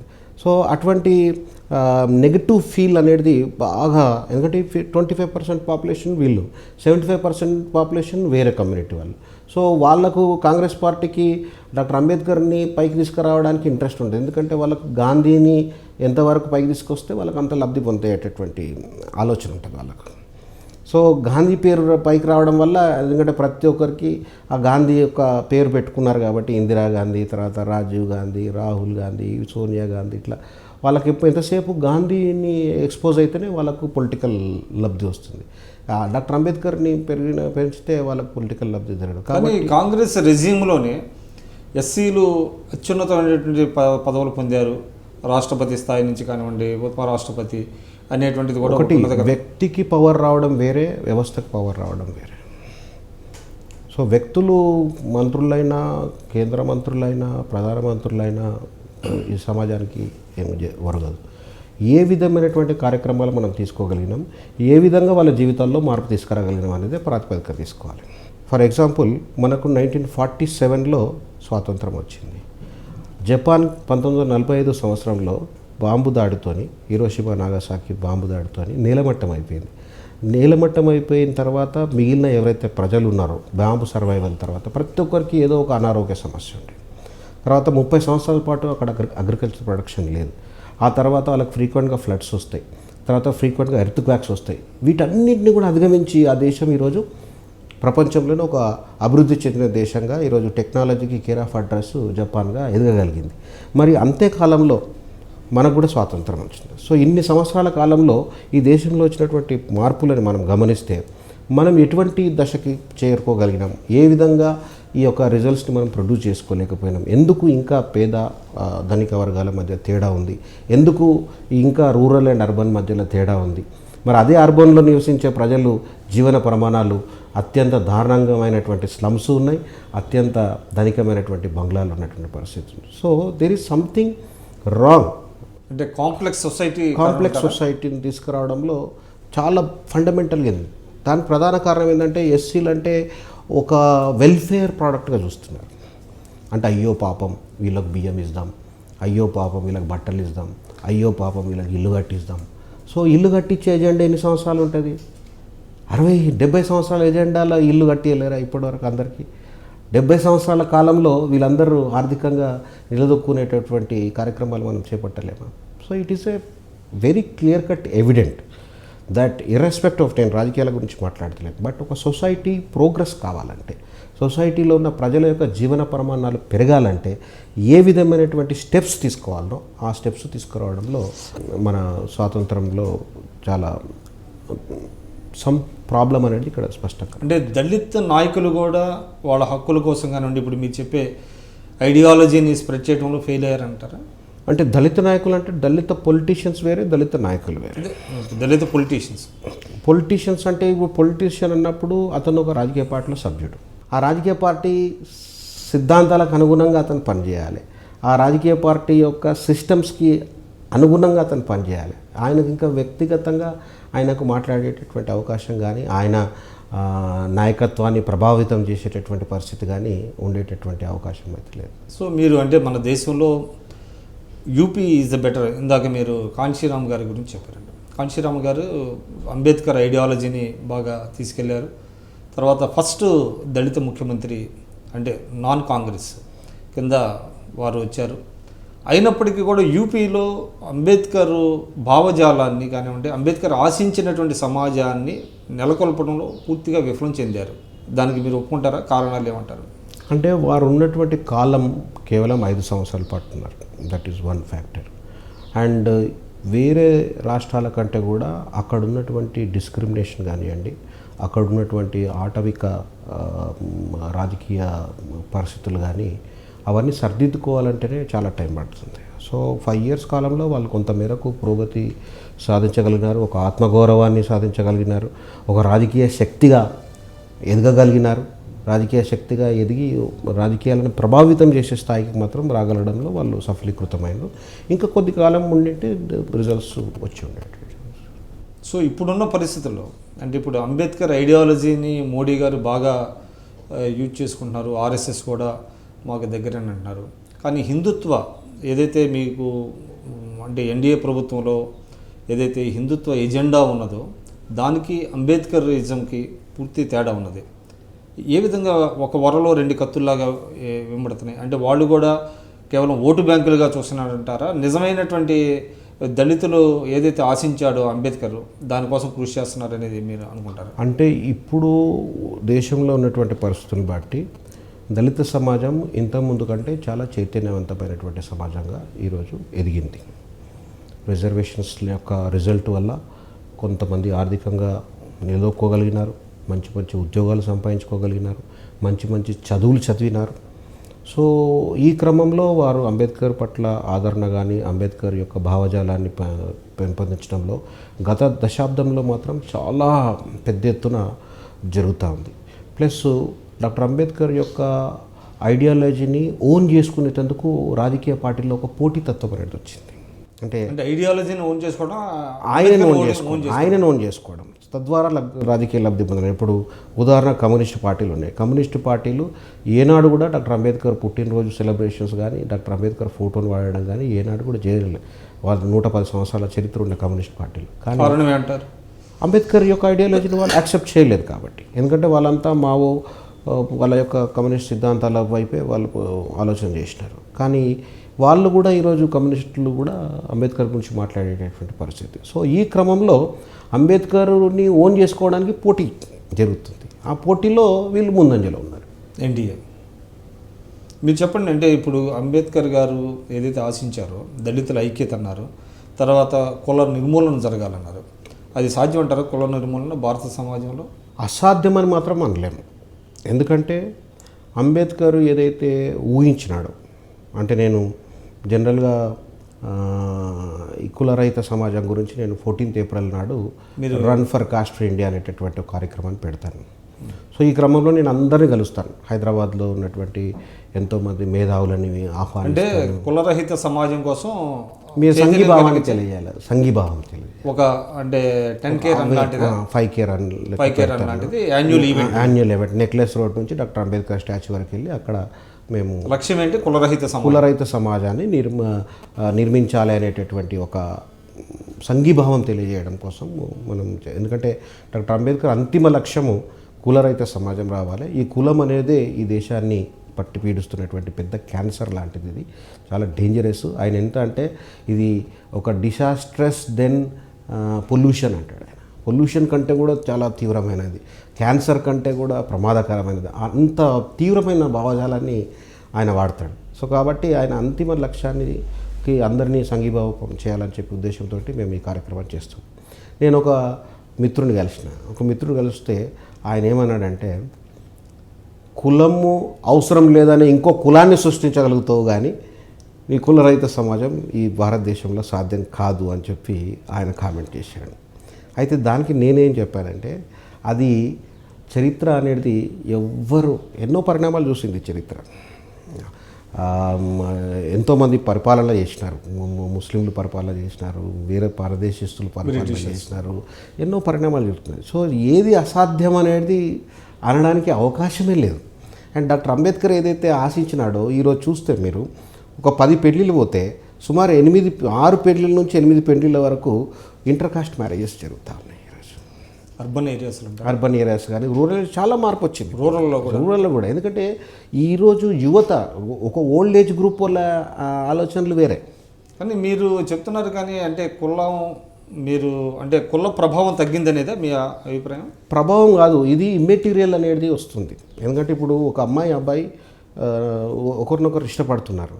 సో వాళ్ళ యొక్క భావాలను బట్టి, వాళ్ళ యొక్క రూపాలను బట్టి, వాళ్ళకు ఉన్నటువంటి పరిస్థితులను బట్టి వాళ్ళు ఒక్కటవుతున్నారు తప్ప ఈ కులమనో మతమనో అని చెప్పి వాళ్ళు రావట్లేదు. అంటే మీరు చెప్పేది ఏమిటండి అంటే కులాంతర వివాహాలు జరుగుతున్నమాట వాస్తవం, కానీ అవి ఇన్వేరియబుల్గా కొంత ప్రేమ పెళ్ళిళ్ళలో జరుగుతున్నమాట వాస్తవం, మామూలుగా అయితే జరగటం లేదు. సిద్ధాంతపరంగా కాదు అనేది బై డిఫాల్ట్ అవుతున్నాయి. కానీ ఇవాళ సమాజంలో మీరు అంటే కులరహిత సమాజం కోసం మీరు కొంత పాటుపడుతున్నారు, కొన్ని కార్యక్రమాలు తీసుకుంటున్నారు. కానీ ఇటీవల కాలంలో కులం యొక్క పాత్ర చాలా ఎక్కువైంది బికాస్ ఆఫ్ ద పాలిటిక్స్ కానివ్వండి, for what ever the reasons. కుల ప్రభావం ఎక్కువైంది, కులతత్వం ఎక్కువైంది అనేటువంటిది వినపడుతున్నది. మీరు do you agree with that argument? రాజకీయ పార్టీలు అధికారం కోసము ఈ కులాల సమీకరణలు చేసుకోవడము అది జగద్విదితము, అది జనరల్గా జరుగుతూ ఉంది. కానీ ఒకవేళ అదే కరెక్ట్ అయితే, ఆ సమీకరణలే కరెక్ట్ అయితే ఏ రాజకీయ పార్టీ కూడా ఓడిపోవద్దు. అంటే సోషల్ ఇంజనీరింగ్ అనేది కాంచీరామ్ గారే మొదలుపెట్టారు. ఓడిపోవద్దు కదా, ఎందుకు ఓడిపోతున్నారు మరి? వాళ్ళే ఇప్పుడు ఒకళ్ళ సమీకరణలే కరెక్ట్ అనుకుంటే, ఈ కాస్ట్ ఓరియంటెడ్ పాలిటిక్స్ చేసిన వాళ్ళు అయితే, అదే ప్రిన్సిపల్ కరెక్ట్ అయితే ఎవరు కూడా అధికారాన్ని కోల్పోవద్దు. కానీ అధికారాన్ని కోల్పోతున్నారు కదా, కోల్పోతున్నారు, మళ్ళీ వస్తున్నారు. బట్ అది వాళ్ళ యొక్క పర్సెప్షన్. కానీ అది ఈరోజు పోయింది. చాలా రాజకీయ పార్టీలో ఆలోచనలు మారినాయి. ఈరోజు మోడీ యొక్క ఆలోచన is not based on a caste base పాలిటిక్స్తో ఆయన వెళ్ళట్లేదు. యువత యాస్పిరేషన్స్ కోరుకుంటాడు. ఎందుకంటే ఈరోజు భారతదేశంలో 65% ప్రజలు 35 సంవత్సరాల కంటే తక్కువ ఉన్నటువంటి వయసు ఉన్న వాళ్ళు ఉన్నారు. సో వీళ్ళ యాస్పిరేషన్స్ పొలిటికల్ అంబిషను, లేకపోతే ఏ డబ్బులు సంపాదించడమో, లేకపోతే ఇంకేదో ఒక్క వైపు లేదు వాళ్ళది. వాళ్ళ యాస్పిరేషన్స్ ఆర్ డిఫరెంట్, వాళ్ళకున్న టాలెంట్స్ ఆర్ డిఫరెంట్. ఎవరు ఇప్పుడు చాలామంది షెడ్యూల్డ్ కులాల్లో కూడా మేము ఉద్యోగం చేయమని వస్తున్నారు. మాకు ఉద్యోగం కాదు, నేను ఒక లాయర్ని అవుతాను, నేను ఒక చార్టెడ్ అకౌంటెంట్ అవుతాను, లేకపోతే నేను ఒక పారిశ్రామికవేత్తను అవుతాను అనేటటువంటి ఆలోచన వస్తుంది. సో ఎర్లియర్ ట్రెడిషనల్ థింకింగ్కి భిన్నంగా ఈరోజు ప్రజల యొక్క ఆలోచన ఉన్నది. కాబట్టి కులరహిత సమాజం అనేది అది ఎట్టి పరిస్థితుల్లో సాధ్యమవుతుంది. అసాధ్యం అనడానికి ఏమాత్రం కూడా అవకాశం లేదు. ఇది చరిత్రపూర్వకంగా జరుగుతుంది.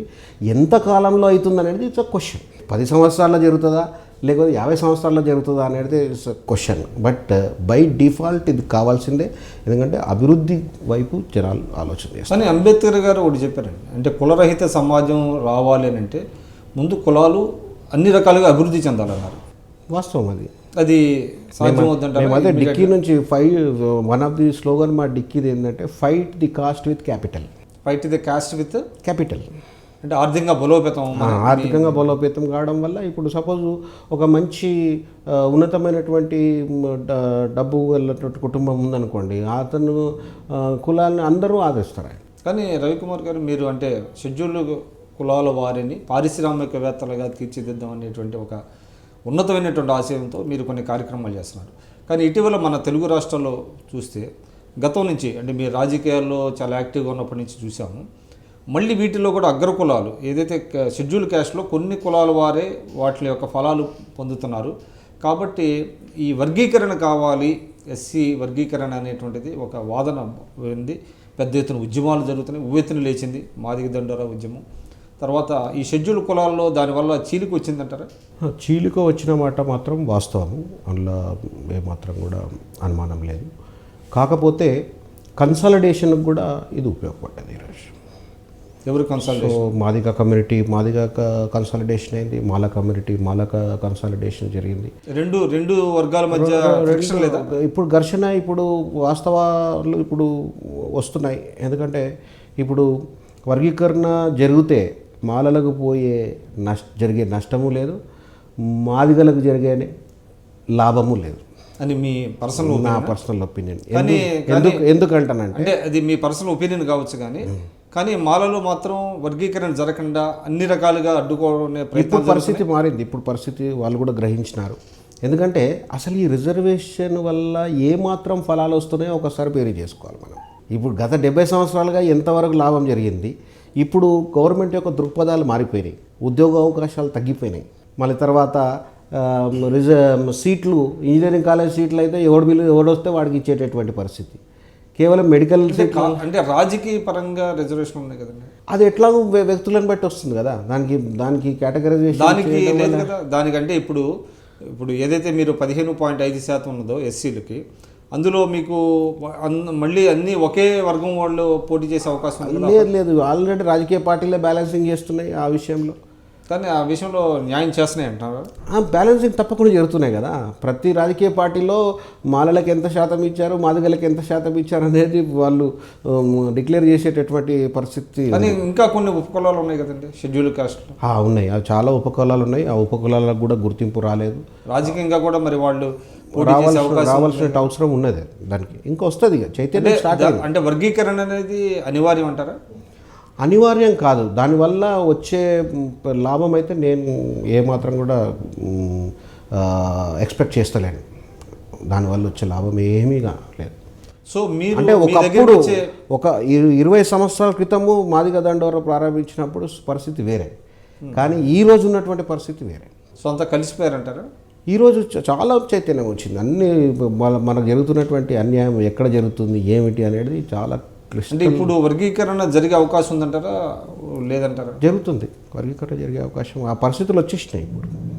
సో అనివార్యంగా జరిగే అవకాశం జరిగే అవకాశాలు అంటే దేశవ్యాప్తంగా కాదు, కేవలం మన రాష్ట్రానికే పరిమితం చేస్తారు. మన రాష్ట్రానికి ఎలా సాధ్యం అవుతుంది అంటే తెలుగు రాష్ట్రాలకు ఎలా సాధ్యం అవుతుంది? తెలుగు రాష్ట్రాలకు ఇప్పుడు ఎస్సీలు అనేవాళ్ళు దేశవ్యాప్తంగా ఉన్నారు, అది పార్లమెంట్ ఆమోదం పొందాలి. అది సుప్రీంకోర్టులో ఆల్రెడీ జడ్జిమెంట్ ఉంది.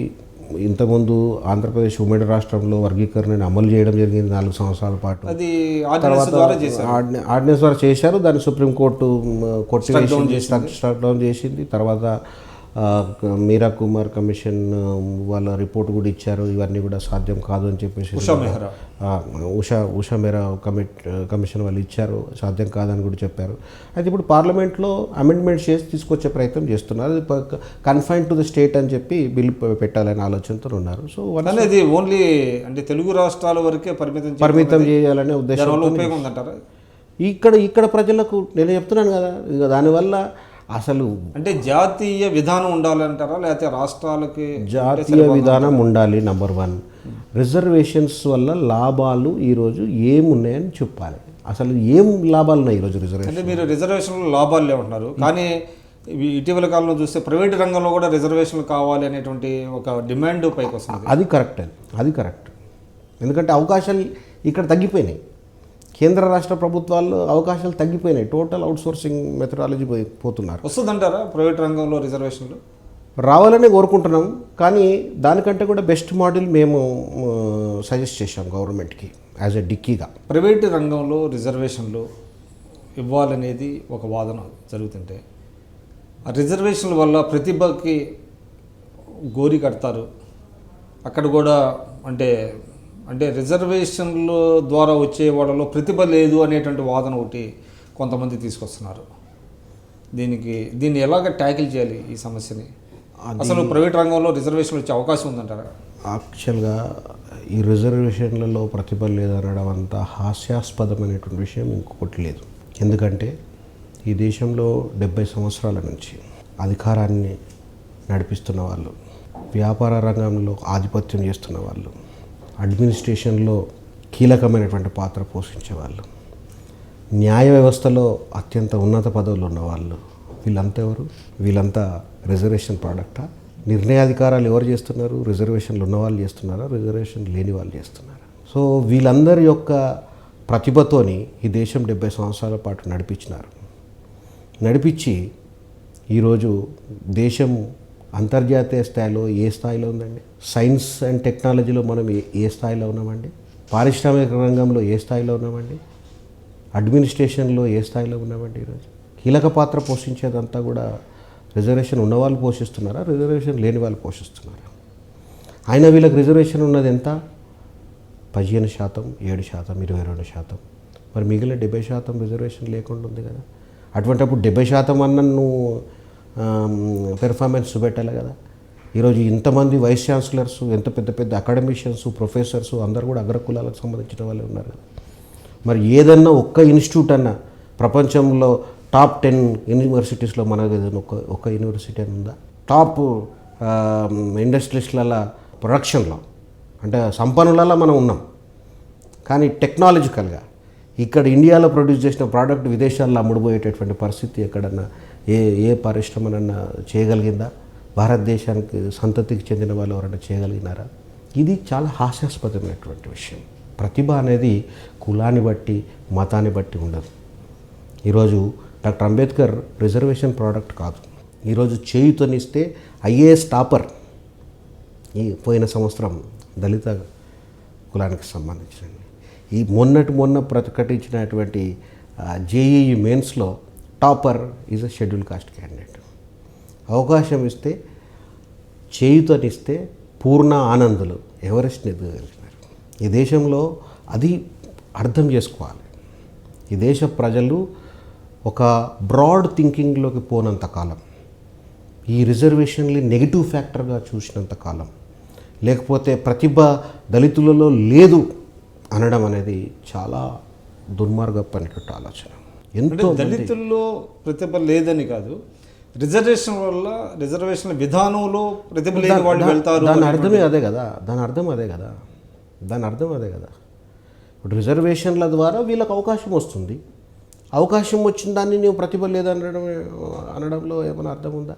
కానీ దాన్ని పార్లమెంట్లో ఒక చట్టాన్ని చేయాల్సిన అవసరం ఉందంటారా ప్రైవేట్ రంగంలో రిజర్వేషన్లు కల్పించడానికి? మేము యాజ్ అ డిక్కీగా మేము బాగా స్టడీ చేసినామండి వివిధ దేశాల యొక్క అభివృద్ధికి. డిక్కీ అంటే ఏంటండి? డిక్కీ అంటే Dalit Indian chamber of commerce and industry. ఆ సంస్థకు నేను Dalit Indian chamber of commerce and industry అని మీరు ఒక సంస్థ పెట్టి, ఒక సంస్థ అంటే లైక్ ఫిక్కీ లెక్క, సిఐ లెక్క మేము ఒక డిక్కీ అనేది సంస్థను మేము ఏర్పాటు చేసినాము. అందులో కేవలం దళిత్ ఎంటర్ప్రీనర్స్ మాత్రమే. అంటే మేము దళితులలో పారిశ్రామికవేత్తలు ఎదగడానికి మేము కృషి చేస్తూ ఉంటాము. అయితే అన్ని దేశాలు స్టడీ చేసినప్పుడు ఆయా దేశాల్లో అభివృద్ధిలోకి రావడానికి కారణాలు ఏంది? అప్పుడు మాకు బెస్ట్ ఎగ్జాంపుల్ అమెరికాలో. ఇక్కడ కుల వివక్ష ఉంది, అక్కడ వర్ణ వివక్ష ఉంది. 1969లో ఇప్పుడు భారతదేశం ఎటువంటి పరిస్థితుల్లో ఉందో, అంటే పేదవాడు మరింత పేదవాడుగా, ధనవంతుడు మరింత ధనవంతుడుగా ఎదిగే ఇప్పుడు పరిస్థితి ఏదైతుందో సిమిలర్ పరిస్థితి 1969లో అమెరికాలో ఉంటాయి. అప్పుడు అక్కడ ఉన్నటువంటి బ్లాక్స్ అందరు కూడా, ఒక ఇంటలెక్చువల్స్ అందరు కూడా ఒక డిబేట్ క్రియేట్ చేస్తారు. ఆ దేశంలో డిబేట్ క్రియేట్ చేసి మార్టిన్ లూథర్ కింగ్ జూనియర్ యొక్క నాయకత్వంలో లాంగ్ మార్చ్ అనేటటువంటి ఒక demonstration, biggest rally in America. So మేము ఈ దేశ ప్రజలము, మాకు అవకాశాలు ఏ రంగంలో కూడా లేనటువంటి పరిస్థితి. మేము జాబ్ గివర్స్గా మారాలనుకుంటున్నాము, మేము ట్యాక్స్ పేయర్స్గా మారాలనుకుంటున్నాము. మాకు అన్ని రంగాల్లో సమానమైనటువంటి అవకాశాలు కల్పించే విధంగా ప్రభుత్వ చట్టాలు ఉండాలి, ప్రభుత్వ చేయూతనియాలి, ప్రైవేట్ రంగం కూడా మాకు చేయూతనియాలి అని చెప్పి వాళ్ళు లాంగ్ మార్చ్ తీస్తారు. తీసినప్పుడు అప్పుడున్నటువంటి దేశాధ్యక్షుడు నిక్సన్ ఆయన బ్లాక్ ఇంటలెక్చువల్స్తో మీటింగ్ పెడతారు, ఒక ఇంటరాక్టివ్ మీటింగ్ పెడతారు. ఇంటరాక్టివ్ మీటింగ్లో వీళ్ళు బ్లాక్ ఇంటలెక్చువల్స్ అంతా కూడా కలిపి బ్లాక్ క్యాపిటలిజం అనే ఒక కాన్సెప్ట్ని డెవలప్ చేస్తారు. ఆ బ్లాక్ క్యాపిటలిజం యొక్క కాన్సెప్ట్ ప్రకారం ఎవరైతే బ్లాక్స్ ఉన్నారో వాళ్ళు ఎంత చదువుకోవాలనుకుంటే అంత చదువు ప్రభుత్వం యొక్క సహకారంతో ఉచితంగా ఇవ్వాలి. అన్ని రకాలైనటువంటి సదుపాయాలు చదువుకునే వారికి కల్పించాలి. పుస్తకాలు అడ్మిషన్స్ దగ్గర నుంచి పుస్తకాలు ఇచ్చే దగ్గరికి వెళ్ళి వాళ్ళ అకామిడేషన్, ఫుడ్ ఇవన్నీ కూడా ఏర్పాటు చేయాలి. వాళ్ళకు సమానమైనటువంటి అవకాశాలు మంచి to make a level playing field create చేయాలని చెప్పేసి. అదేవిధంగా ఎవరైతే చదువుకున్నారో, ఎవరికైతే ఉద్యోగాలు దొరుకుతలేవో వాళ్ళకు ఎంప్లాయబుల్ స్కిల్ డెవలప్మెంట్ కార్యక్రమాలు చేపట్టి వాళ్ళని ఎంప్లాయబుల్ అయ్యేటట్టు చేయాలి. దానికి ప్రభుత్వం రంగంతో పాటు ప్రైవేట్ రంగం కూడా చేయుతనివ్వాలి. వాళ్ళకు ఒక పాజిటివ్ డిస్క్రిమినేషన్ అంటే ఒక అఫిర్మేటివ్ యాక్షన్ అండ్ సప్లయర్ డైవర్సిటీ అనేటటువంటి ప్రోగ్రామ్ని సజెస్ట్ చేస్తారు. దాని ప్రకారం ఏంటంటే ప్రతి ఒక్క యాజమాన్యము తమ సంస్థలో ఉన్నటువంటి ఉద్యోగుల వివరాలు సేకరించి ఆ ఉద్యోగులలో ఈ యొక్క పాపులేషన్ తగ్గట్టు బ్లాక్స్ కూడా ఆ అవకాశం కల్పించాలి. వాళ్ళకి ఏమన్నా షార్ట్ ఫాల్స్ ఉంటే వాళ్ళు దానికి ట్రైనింగ్ రూపకంగా ఇచ్చి వాళ్ళని ఎదిగేటట్టు చేయాలి. మూడవది, ఎవరైతే వ్యాపార రంగంలోకి రావాలనుకుంటారో, ఎవరైతే పారిశ్రామికవేత్తలుగా మారాలనుకుంటారో వాళ్ళకు ఎంటర్‌ప్రెన్యూర్‌షిప్ డెవలప్మెంట్ ప్రోగ్రామ్స్ అనేది పెట్టడం. తర్వాత వాళ్ళకు ఆస్తులు లేవు, కొలాటరల్స్ లేనటువంటి కుటుంబాల నుంచి వచ్చారు, ఫస్ట్ జనరేషన్ ఎంటర్‌ప్రెన్యూర్స్ కాబట్టి గవర్నమెంట్ వాళ్ళకు సపోర్ట్ సిస్టమ్ని డెవలప్ చేసి వితౌట్ కొలాటరల్ సెక్యూరిటీ లోన్స్ ఇవ్వడం, వాళ్ళకు శిక్షణ ఇవ్వడం, వారు ప్రొడ్యూస్ చేసినటువంటి ప్రోడక్ట్స్కి మార్కెటింగ్ సపోర్ట్ ఇవ్వడం, గవర్నమెంట్ ప్రొక్యూర్మెంట్లో వీళ్ళ నుంచి ప్రొక్యూర్మెంట్ చేసేటట్టు.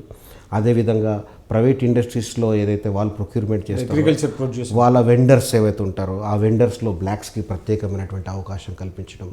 ఇట్లాంటి వాళ్ళు ఏ విధంగా అంటే ఆఖరికి సినిమా రంగంలో కూడా మాకు అవకాశాలు ఉండాలి.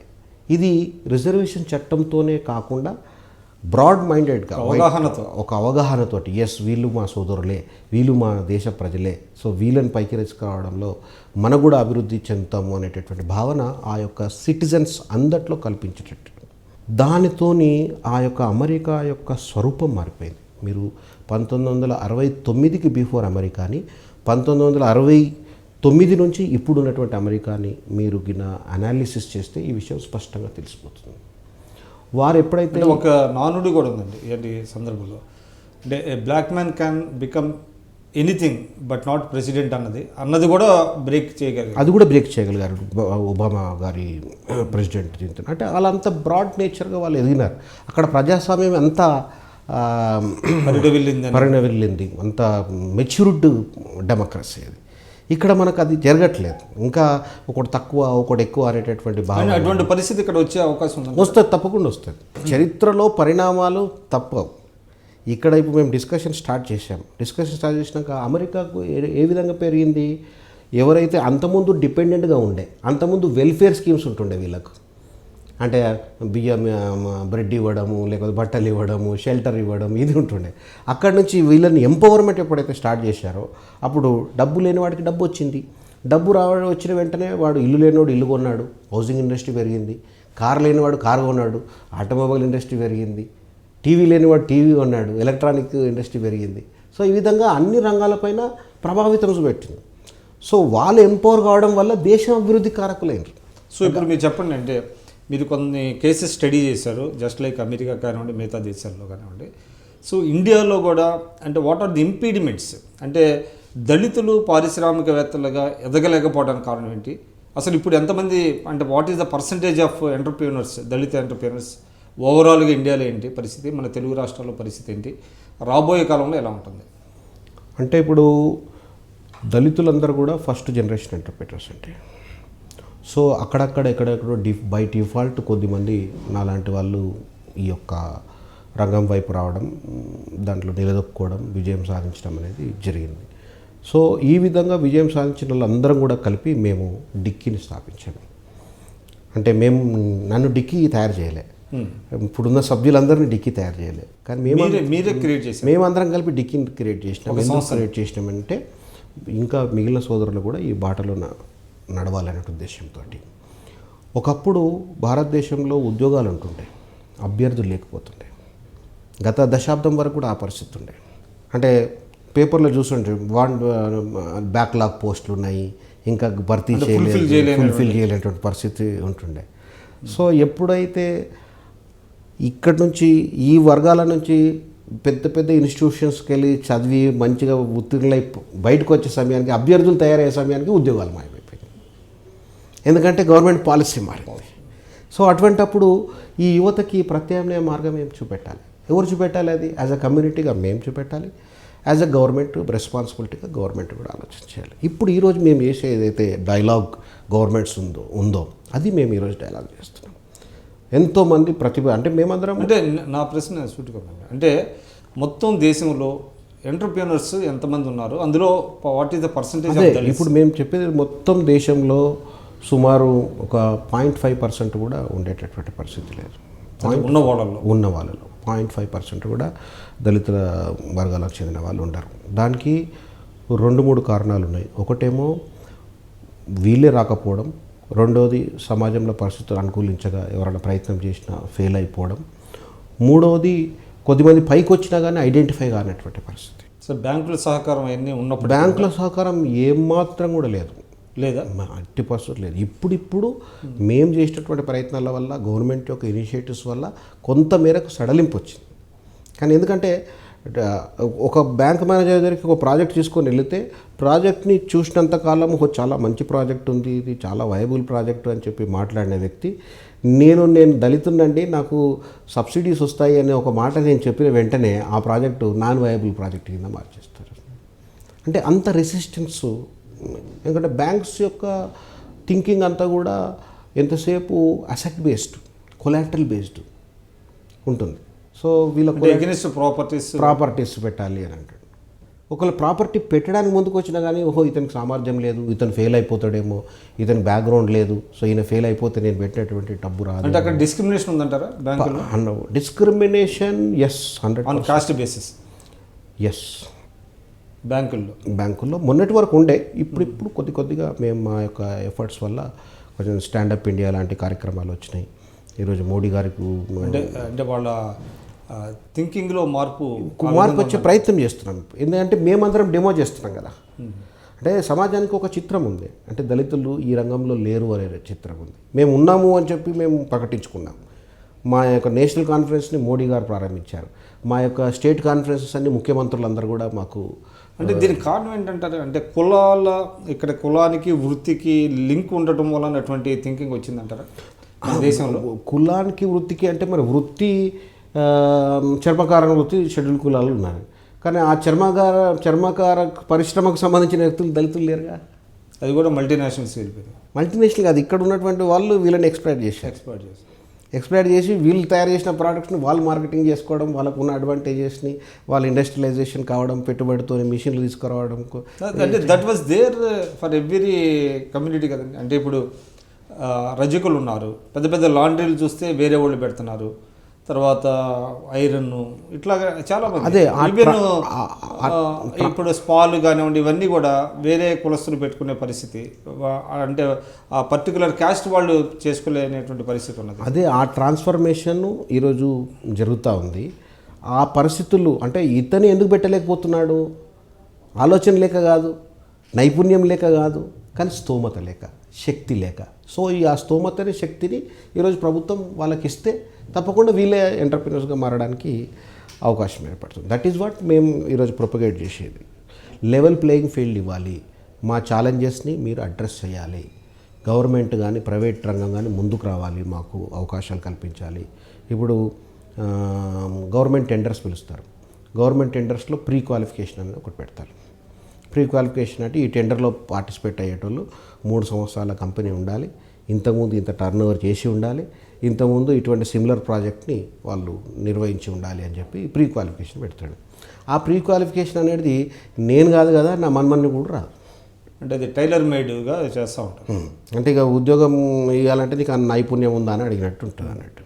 సో నీకు ఆ ప్రీ క్వాలిఫికేషన్ క్రైటీరియా తొలగించినంత కాలం మేము ఈ విధంగానే ఉండిపోయేటట్టు. అది కాబట్టి ఈరోజు ప్రభుత్వంతో మాట్లాడుతున్నాం. ఆ ప్రీ క్వాలిఫికేషన్స్ రిలాక్సేషన్స్ మేము అడుగుతున్నాం. కొన్ని లెవెల్ అంటే మీరు నెగోషియేట్ చేస్తున్నారా లేకపోతే లీగల్ బ్యాటిల్ ఏమైనా చేస్తున్నారా? నెగోషియేట్ చేస్తున్నాము. అంటే not a legal battle negotiate చేస్తున్నాము. అవసరాన్ని వాళ్ళకు అర్థమయ్యేటట్టు వివరించగలుగుతున్నాం అన్ని రాష్ట్ర ప్రభుత్వాలకు, కేంద్ర ప్రభుత్వానికి, అన్ని మంత్రివర్గంలో ఉన్న వాళ్ళకు, ఆఫీసర్స్కి, అందరికి కూడా మేము మా సక్సెస్ స్టోరీస్ ప్రూవ్ చేస్తున్నాం. మేము నిర్వహించే కార్యక్రమాల యొక్క క్వాలిటీని చూపెడుతున్నాం. మేము ఆల్రెడీ ఎవరైతే ప్రొడక్షన్ లైన్లో ఉన్నారో వాళ్ళు చేసేటట్టు ఎగ్జిబిషన్స్ పెడతాం. మేము ఎవ్రీ ఇయర్ ఎగ్జిబిషన్ పెట్టి దళిత పారిశ్రామికవేత్తలు ఉత్పత్తి చేసినటువంటి ప్రోడక్ట్స్ అన్ని డిస్ప్లే చేస్తాం. సో ఆ ఎగ్జిబిషన్ని సందర్శించిన ఎవరు కూడా వీళ్ళ శక్తి సామర్థ్యాన్ని తక్కువగా అంచడానికి కానీ మీరు చెప్పండి, అంటే ఇప్పుడు మీరు దళిత ఎంటర్ప్రీనర్స్ని మీరు తయారు చేసే క్రమంలో ఉన్నారు. అయినప్పటికీ దాదాపుగా మన రాష్ట్రంలో, ఉమ్మడి రాష్ట్రంలో 2 దశాబ్దాల నుంచే అన్ని పార్టీలు, కాంగ్రెస్ అధికారంలో ఉన్నా, టీడీపీ అధికారంలో ఉన్నా, మేము దళితుల్ని టాటాలు చేస్తాం, బిల్లాలు చేస్తామని చెప్పారు. దానికి కొన్ని స్కీమ్స్ పెట్టారు. అవి సరిగా టేక్ ఆఫ్ కాలేదా? అనుకున్న రీతిలో టేక్ ఆఫ్ కాలేదు. ఇప్పుడు దాని యొక్క రిజల్ట్ స్టార్ట్ అయింది. ఎందుకంటే రాజశేఖర్ రెడ్డి గారు మళ్ళీ 2005 సంవత్సరంలో ఆయన ప్రకటించాడు టాటాలు బిర్లాలు చేస్తారని చెప్పి స్కీమ్ ఇంట్రడ్యూస్ చేశారు. కానీ ప్రభుత్వ పథకాలన్నీ కూడా డిజైన్ టు ఫెయిల్ అనేటటువంటి కాన్సెప్ట్తో ఉంటాయండి. అంటే అధికారుల వల్ల అంటారా, లేకపోతే ఎట్లాగా? అది డిజైనింగ్ అట్లా ఉంటుంది. మీరు ఏ దళిత స్కీమ్ అనేది తీసుకోండి, అంటే జస్ట్ ఆన్ పేపర్ కాదు, అది డిజైన్ టు ఫెయిల్. అంటే మిషన్ తయారు చేసినప్పుడే అది ఎట్లా ఫెయిల్ కావాలన్నా కూడా డిజైన్ చేసేస్తారు అన్నట్టు. అంటే జస్ట్ ఫర్ ఏదో పబ్లిక్కి చెప్పడానికి, ఓట్ల కోసం చేసేది రాజకీయ ఓట్లు అనము, కానీ మేము డిజైన్ టు ఫెయిల్ అంటాం. దాని మా టెక్నికల్ మీనింగ్ ఎట్లా ఎగ్జాంపుల్ చెప్తాను. అంబేద్కర్ ఓవర్సీస్ పథకం ఇంట్రడ్యూస్ చేస్తారు. అంబేద్కర్ ఓవర్సీస్ పథకం దాన్ని ఎలిజిబిలిటీ ఎవరెవరు? 2 లక్షల రూపాయల ఆదాయం మించని వాళ్ళు ఎలిజిబుల్. సో 2 లక్షల రూపాయల ఆదాయం మించని కుటుంబాలు ఎవరు కూడా అమెరికా పోవాలని ఆలోచన చేయరు. కాబట్టి వాడు ముందుకు రాడు. ఎవరికైతే ఆలోచన ఉందో వాడు ఎలిజిబుల్ కాడు. So that is design to fail అన్నట్టు. అందుకనే ఇన్ని పథకాలు కూడా ప్రవేశపెట్టినప్పటికీ కూడా రిజల్ట్ రాకపోవడానికి ఈ డిజైన్ టు ఫెయిల్ కాన్సెప్ట్. దానికి కారణం ఏంది? స్టేక్ హోల్డర్స్తో మాట్లాడరు. ఇప్పుడు ఇండస్ట్రియల్ పాలసీ తయారు చేశారు. ఇండస్ట్రియల్ పాలసీ నీవు తయారు చేస్తే ఒక రకంగా ఉంటుంది, నన్ను భాగస్వామ్యం చేసి తయారు చేస్తే ఒక రకంగా ఉంటుంది. ఎందుకంటే నేను ప్రాక్టికల్గా నేను ఏమి అనుభవిస్తున్నాను, నా సమస్యలు ఏంది, నాకున్న ఛాలెంజెస్ ఏంటిది, నా స్ట్రెంత్ ఏంది, నా వీక్నెస్ ఏంది, నువ్వు గ్రహించుకోవాలి. అది నేను చెప్పినప్పుడే నీకు అర్థమవుతుంది. సో ఇప్పుడు ఏదైతే మమ్మల్ని ఇన్వాల్వ్ చేసి స్టార్ట్ చేసినారో ఎస్, అన్ని కమిటీల్లో మాకు ఇప్పుడు ప్రాతినిధ్యం ఇచ్చారు. మేము గవర్నమెంట్స్ తెలంగాణ అండ్ ఆంధ్ర ఇప్పుడు మేము చెప్పిన పాలసీలే 2 ప్రభుత్వాలు కూడా ఇచ్చినాయి. ఇప్పుడు రిజల్ట్ వస్తున్నాయి.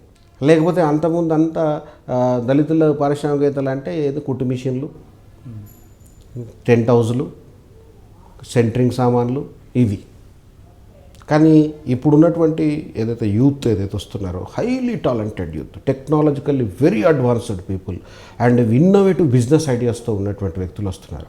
వాళ్ళందరికీ ఈరోజు డిక్కీ సంస్థ ద్వారా ఒక చేయితో దొరకడం, గవర్నమెంట్ పాలసీ నెగోషియేషన్స్లో మేము మంచి ఫేవరబుల్ పాలసీస్ తెచ్చుకోవడం, బ్యాంకర్స్తో ఇంటరాక్షన్ వల్ల వాళ్ళ మైండ్ సెట్ మార్చడం, ఇవన్నీ చేయడం వల్ల we are able to produce the results. ఇప్పుడు ఎన్ని ఉంటాయండి దళిత్ ఎంటర్ప్రీనర్స్ పెట్టిన? ఇప్పుడు మాకు తెలంగాణలో కానీ ఆంధ్రాలో కానీ ఒకటి డిక్కీ అనే సంస్థ ఒకటే దేశవ్యాప్తంగా ఉంది. అనేది అట్లా కాదు, అంటే ఈ సంస్థ కాదు, అంటే పారిశ్రామిక సంస్థలు నెలకొల్పిది. పారిశ్రామిక సంస్థలు తెలంగాణలో మనకు 180 మంది మా సభ్యులు ఉన్నారు. ఇప్పుడు కొత్తగా పెట్టారా? ఆల్రెడీ ఇండస్ట్రీస్ పెట్టి నిర్వహిస్తున్నటువంటి వాళ్ళు. అంటే మీ చొరవతో పెట్టిన వాళ్ళు ఎంతమంది? మా చొరవతో పెట్టిన వాళ్ళు సుమారు ఒక 90 మంది వరకు ఉన్నారండి. ఎంత ఉంటుంది turn over? Average 1 crore investment, average 1 crore. అంటే సంవత్సరానికి ఎంత అనేది ఏమన్నా మీరు టార్గెట్ పెట్టుకున్నారా? అంటే ఇక వాళ్ళ బిజినెస్ టర్న్ ఓవర్స్ కొంతమంది సర్వీస్ ఇండస్ట్రీ ఉన్నాయి, వాళ్ళ టర్న్ ఓవర్స్ డిఫరెంట్ ఉంటాయి, ప్రొడక్షన్ వాళ్ళ టర్న్ ఓవర్స్ డిఫరెంట్ ఉంటాయి. సో ఈ విధంగా ఇప్పుడు సో మళ్ళీ చెప్పండి, పద్మశ్రీ అవార్డు అనేది వెరీ, అంటే దానికి ఉన్న ప్రతిష్టాత్మకమైన అవార్డు మీకు ఏ విధంగా వచ్చింది? ఇది అంటే మీ సర్వీసెస్ని గుర్తించిందా? అంటే మేము ఈరోజు దేశంలో ఏదైతే మార్పుకు శ్రీకారం చుట్టినామో ఆ మార్పు యొక్క ఫలితాలు ఏవైతే చూస్తున్నారు, ఎందుకంటే మేము డిఫరెంట్ ఫోరమ్స్లో మాట్లాడుతూ ఉంటాం. కన్ఫెడరేషన్ ఆఫ్ ఇండియన్ ఇండస్ట్రీతో మాట్లాడతాం, గవర్నమెంట్ ఆఫ్ ఇండియాతో మాట్లాడతాం, వేరే స్టేట్ గవర్నమెంట్స్తో మాట్లాడతాం, పాలసీ మేకర్స్తో మాట్లాడతాం. మా యొక్క ఏదైతే ప్రజెంటేషన్స్ ఉన్నాయో, మా యొక్క యాక్టివిటీ రిజల్ట్ ఏదైతే మేము ప్రొడ్యూస్ చేయగలుగుతున్నామో అండ్ సమాజంలో ఒక నూతనమైనటువంటి విధానానికి శ్రీకారం చుట్టమనే ఉద్దేశంతో ఒక న్యూ కాంట్రిబ్యూషన్ ఈ దేశంలో వీళ్ళు చేస్తున్నారనే ఉద్దేశంతో మాకు గుర్తింపు ఇచ్చినట్టుగా మీకు ఇచ్చారు. And were you surprise to receive that award announce చేసినప్పుడు? Very much surprise, never expected also. అసలు పద్మశ్రీ అంటే కూడా ఏంటో తెలియదు మాకు అసలు. అంత ఎప్పుడో చిన్నప్పుడు బుక్ ఇవ్వండి. పద్మశ్రీ ఎన్టీ రామారావు, పద్మశ్రీ అక్కినేని నాగేశ్వరరావు అని అసలు పద్మశ్రీని రంగాల్లో ఇస్తారనే విషయం కూడా మాకు ఐడియా లేదు. సో డిఫైయింగ్ ది అవార్డ్స్ అనే బుక్లో మీ గురించి రాశారండి. సో నేను కొన్ని అంటే మీ లైఫ్ని గురించి చదివినప్పుడు నాకు కొన్ని సర్ప్రైజెస్ ఉన్నాయి, దాని గురించి అడగాలనుకుంటున్నాను. ముఖ్యంగా అంటే నాకు మీ యొక్క చిన్నతనం, మీ నాన్నగారు తాపీ మేస్త్రిగా పనిచేశారు అని జీవితం, మీరు ఒక స్లమ్లో నివసించారు, మీ తల్లిగారు కూడా చిన్న చిన్న ఇంటి పనులు అవి చేశారు. కానీ మీరు చాలా ఉన్నతమైనటువంటి చదువులు చదివారు, ఒక ఎంటర్‌ప్రెన్యూర్ అయ్యారు. అంటే విచిత్రం ఏంటంటే ఒక బిల్డర్, హైదరాబాద్ బిల్డర్స్ అసోసియేషన్కి మీరు ప్రెసిడెంట్ అయ్యారు. ఇదంతా చూసినప్పుడు నాకు ఒక దీవార్ అనే సినిమాలో అమితాబ్ బచ్చన్ తల్లి ఒక కార్మికురాలు, ఆమె బిల్డింగ్ కార్మికురాలుగా ఉండి అక్కడ చనిపోవడం జరుగుతుంది. అతను పెద్ద అయిన తర్వాత బిల్డింగ్ కొనేస్తాడు, అఫ్కోర్స్ ఒక స్మగ్లర్గా. కానీ అంటే ఆ పోలిక కరెక్టో కాదో నాకు తెలియదు, కానీ అందులో ఆయన అన్లాఫుల్ మీన్స్తో అది కొంటాడు. కానీ యూఆర్ లాఫుల్ మీన్స్తో మీరు మీ తండ్రి గారు తాపీ మేస్త్రి అయినప్పటికీ మీరు హైదరాబాద్ బిల్డర్స్ అసోసియేషన్ ప్రెసిడెంట్ అవ్వడం అన్నది ఇట్స్ క్వైట్ అన్ అచీవ్మెంట్. ఎలా సాధ్యమైంది మీకు? అంటే ఒకటి, చిన్నప్పటి నుంచి కూడా నేను పేదరికం చూశాను. మా తండ్రి గారు పనిచేసే ప్లేస్కి నేను లంచ్ తీసుకెళ్ళేవాడిని. ఆయన ఏ విధంగా కష్టపడుతున్నాడు, ఎంత చెమట వచ్చి పనిచేస్తున్నాడు. ప్లస్ శనివారం నాడు ఆయనకు పేమెంట్స్ డే ఉంటుంది. ఆ పేమెంట్స్ డే నాడు నన్ను ప్రత్యేకంగా పిలిపించుకునేవాడు. ఆ పేమెంట్స్ డే నాడు ఆ కాంట్రాక్టర్కి మా తండ్రి గారి మధ్యలో ఏ విధమైనటువంటి ఘర్షణ జరిగేది, బార్గెన్ జరిగేది. ఇవన్నీ కూడా నా మైండ్, ఆయన చేసిన కష్టానికి తగిన ప్రతిఫలం ఇచ్చేవాడు కాదు. ట్రీట్మెంట్ కూడా కరెక్ట్ ఇచ్చేది కాదు. కోసం వస్తారా లేకపోతే లేదు, ఈ విధమైనటువంటి అంటే నా బిల్లు వస్తే నీకు ఇస్తాను, నా బిల్లే రాలేదు నీకు ఎందుకు ఇస్తాను, ఇప్పుడు ఇగో మీ ఖర్చులకు ఇంత పెట్టుకో, ఈ టైప్ ఆఫ్ ఇది నా మైండ్లో. ఓహో, ఇట్లా కాంట్రాక్టర్ అంటే ఈ విధంగా పవర్ ఉంటుంది, ఈ విధంగా లేబర్ ఉంటాడు, అట్లా కొద్దిగా ఒక పిక్చర్ వచ్చింది. అట్లనే ఇంకా మా తల్లిగారు ఇళ్ళల్లో పనిచేసేది. సో ఆమె వెంబడి కూడా నేను ఒక్కొక్కసారి పోయేటాన్ని. సో వాళ్ళ ఇంట్లో ఉన్న సౌకర్యాలన్నీ చూసుకునేటోని. మా ఇంట్లో ఆ సౌకర్యాలు లేవు, మాకు అవకాశాలు లేవు. సో వాళ్ళు ఎందుకు అట్లా ఉన్నారు, మేము ఎందుకు ఇట్లా ఉన్నాము. సో ఈ విధమైనటువంటి ఒక ఆలోచన మైండ్లో అట్లా తిరుగుతూ మొత్తానికి చదువుకున్న తర్వాత పైకి వచ్చిన తర్వాత నాకు పెద్ద అడ్వాంటేజ్ ఏంటంటే అర్బన్లో మేము పెరగడం అనేది పెద్ద అడ్వాంటేజ్. అంటే హైదరాబాద్లో పుట్టి పెరగడం అనేది మాకు పెద్ద అడ్వాంటేజ్. ఎందుకంటే ఇక్కడ మాకు పేదరికం ఉంది కానీ డిస్క్రిమినేషన్ ఎక్కువగా, అంటే కుల వివక్ష ఎక్కువగా అనిపించలేదు. అంటే ఊర్లలో ఉన్నంత తీవ్రంగా ఇక్కడ ఉండేది. ఎందుకంటే ఇక్కడ అవసరాలు, ఎందుకంటే మా తండ్రి చేత పని చేయించుకోవాలి కాబట్టి కాంట్రాక్టర్ మమ్మల్ని దూరం పెట్టడానికి అడగాలి.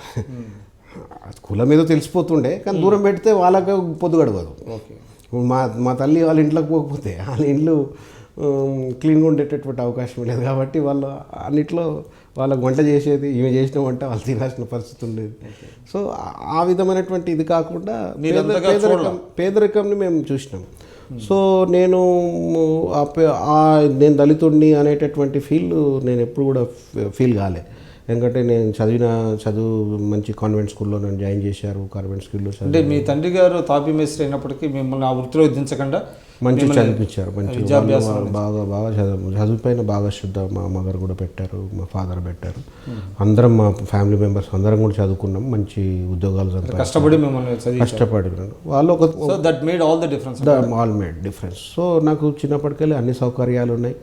నాకు ఉన్నటువంటి క్యారెక్టర్ రూపకం కానీ, నాకున్న టాలెంట్ రూపకం కానీ, నేను కాలేజీ ఎలక్షన్స్లో కూడా పోటీ చేసి జనరల్ దాంట్లోనే నేను గెలిచినాను. జాయింట్ సెక్రటరీగా నేను సైన్స్ సెక్రటరీగా గెలిచినాను. తర్వాత డిగ్రీలో జనరల్ సెక్రటరీ గెలిచినాను. సో ఆ విధంగా ఎక్కడ కూడా ఏడవైనా నేను లీడర్షిప్ అనేది లయన్స్ క్లబ్లో పోయినా, జేసీస్లో వెళ్ళినా, ఎక్కడ వెళ్ళినా లీడర్షిప్లో మాత్రం ఆ విధంగానే గ్రేటర్ హైదరాబాద్ బిల్డర్స్ ఫెడరేషన్ కూడా నేను స్థాపించి. అదే మీరు ఏ విధంగా బిల్డర్ అయ్యారు? బిల్డర్స్ అసోసియేషన్కి మీరు అంటే మీ నాన్నగారు తాపీ మేస్త్రి అన్నారు. సో అంటే ఆదాయం చాలా మీగర్గా ఉండేటువంటి అవకాశం ఉంది. తర్వాత మీరు రాజకీయాల్లోకి వెళ్ళారు. పెద్దగా మీరు పదవులు కూడా హోల్డ్ చేయలేదు, ఎక్కువ ఓడిపోయారు. అయినప్పటికీ మీరు బిల్డర్ ఎలా అయ్యారు? బిల్డర్స్ అసోసియేషన్కి మీరు ప్రెసిడెంట్ కాగారు. నేను బిల్డర్గా 1995లో నా ఫస్ట్ వెంచర్ స్టార్ట్ చేశానండి. అంటే మీరు పేదరికంలోంచి వచ్చారన్నారు. అంటే how come you become a builder? అదే పేదరికం మా బ్యాక్గ్రౌండ్, కానీ వర్తమానంకి వచ్చేసరికి మా బ్రదర్స్ వాళ్ళందరూ కూడా కొద్దిగా ఆర్థికంగా నిలదొక్కగలిగినారు. సో వాళ్ళు నాకు ఫైనాన్షియల్గా సపోర్ట్ చేయకుండా మోరల్గా నాకు సపోర్ట్ చేయడము, ఫెసిలిటీస్ అన్ని ఇవ్వడము, వాళ్ళ సర్కిల్లో నాకు పరిచయాలు పెరగడము, సమాజంలో ఎక్కువ కనెక్షన్స్ అనేది ఏర్పాటు కావడము, చాలామంది ఫ్రెండ్స్ కావడము. అది చూసిన తర్వాత ఒక అతను నాకు డెవలప్మెంట్కి ఇచ్చాడు ఒక ప్లాట్, రాజలింగం గారు అని చెప్పి. మీ ఫ్రెండా? నా ఫ్రెండ్ వాళ్ళ ఫాదర్ ఆయన రాజలింగం గారు. ఆయన నన్ను బాగా అభిమానించేవాళ్ళు. వితౌట్ ఎనీ అడ్వాన్స్ ఆయన నాకు డెవలప్మెంట్కి ఇచ్చారు. 800 that was the turning point. 800 square yards plot ఇచ్చాడు. ఏ సంవత్సరం అండి ఇది? 1995 అండి. ఓకే. అది ప్లాట్ తీసుకొని నా ఫ్రెండ్స్ సహకారంతో ప్లానింగ్ చేసి దాన్ని శాంక్షన్ చేయించుకున్నాను. శాంక్షన్ చేసుకొని వర్క్ స్టార్ట్ చేసే టైంలో నరసింహరాజు గారని నా మిత్రుడు ఉండే, ఆయన ఒక 25,000 రూపీస్ ఇన్వెస్ట్మెంట్ చేశాడు. తర్వాత నేను ఫుటింగ్స్ వేసే సమయంలోనే అన్నీ బుక్ అయిపోయినాయి, నా ఫ్లాట్స్ అన్నీ కూడా బుక్ అయిపోయినాయి. అంటే నాకున్న సర్కిల్ వాళ్ళే, నా ఫ్రెండ్స్ వాళ్ళందరూ కూడా, మా రిలేటివ్స్ వాళ్ళందరూ కూడా బుక్ చేసుకున్నారు. వాళ్ళందరూ అడ్వాన్సెస్ ఇచ్చారు. సో ఆ ప్రాజెక్టు ఊహించని విధంగా అత్యంత షార్టెస్ట్ టైంలో నేను కంప్లీట్ చేయగలిగినాను, సేల్ చేయగలిగినాను. నాకు డబ్బులు వచ్చినాయి, ఒక హిస్టరీ క్రియేట్ అయింది. తర్వాత ఇంకొక అపార్ట్మెంట్ తీసుకున్నాను. అట్లా ఒకటి ఆ విధంగా. సో అట్లా హైదరాబాద్ బిల్డర్స్ అసోసియేషన్ అప్పుడు కొన్ని సమస్యలు వచ్చినాయి బిల్డర్స్కి.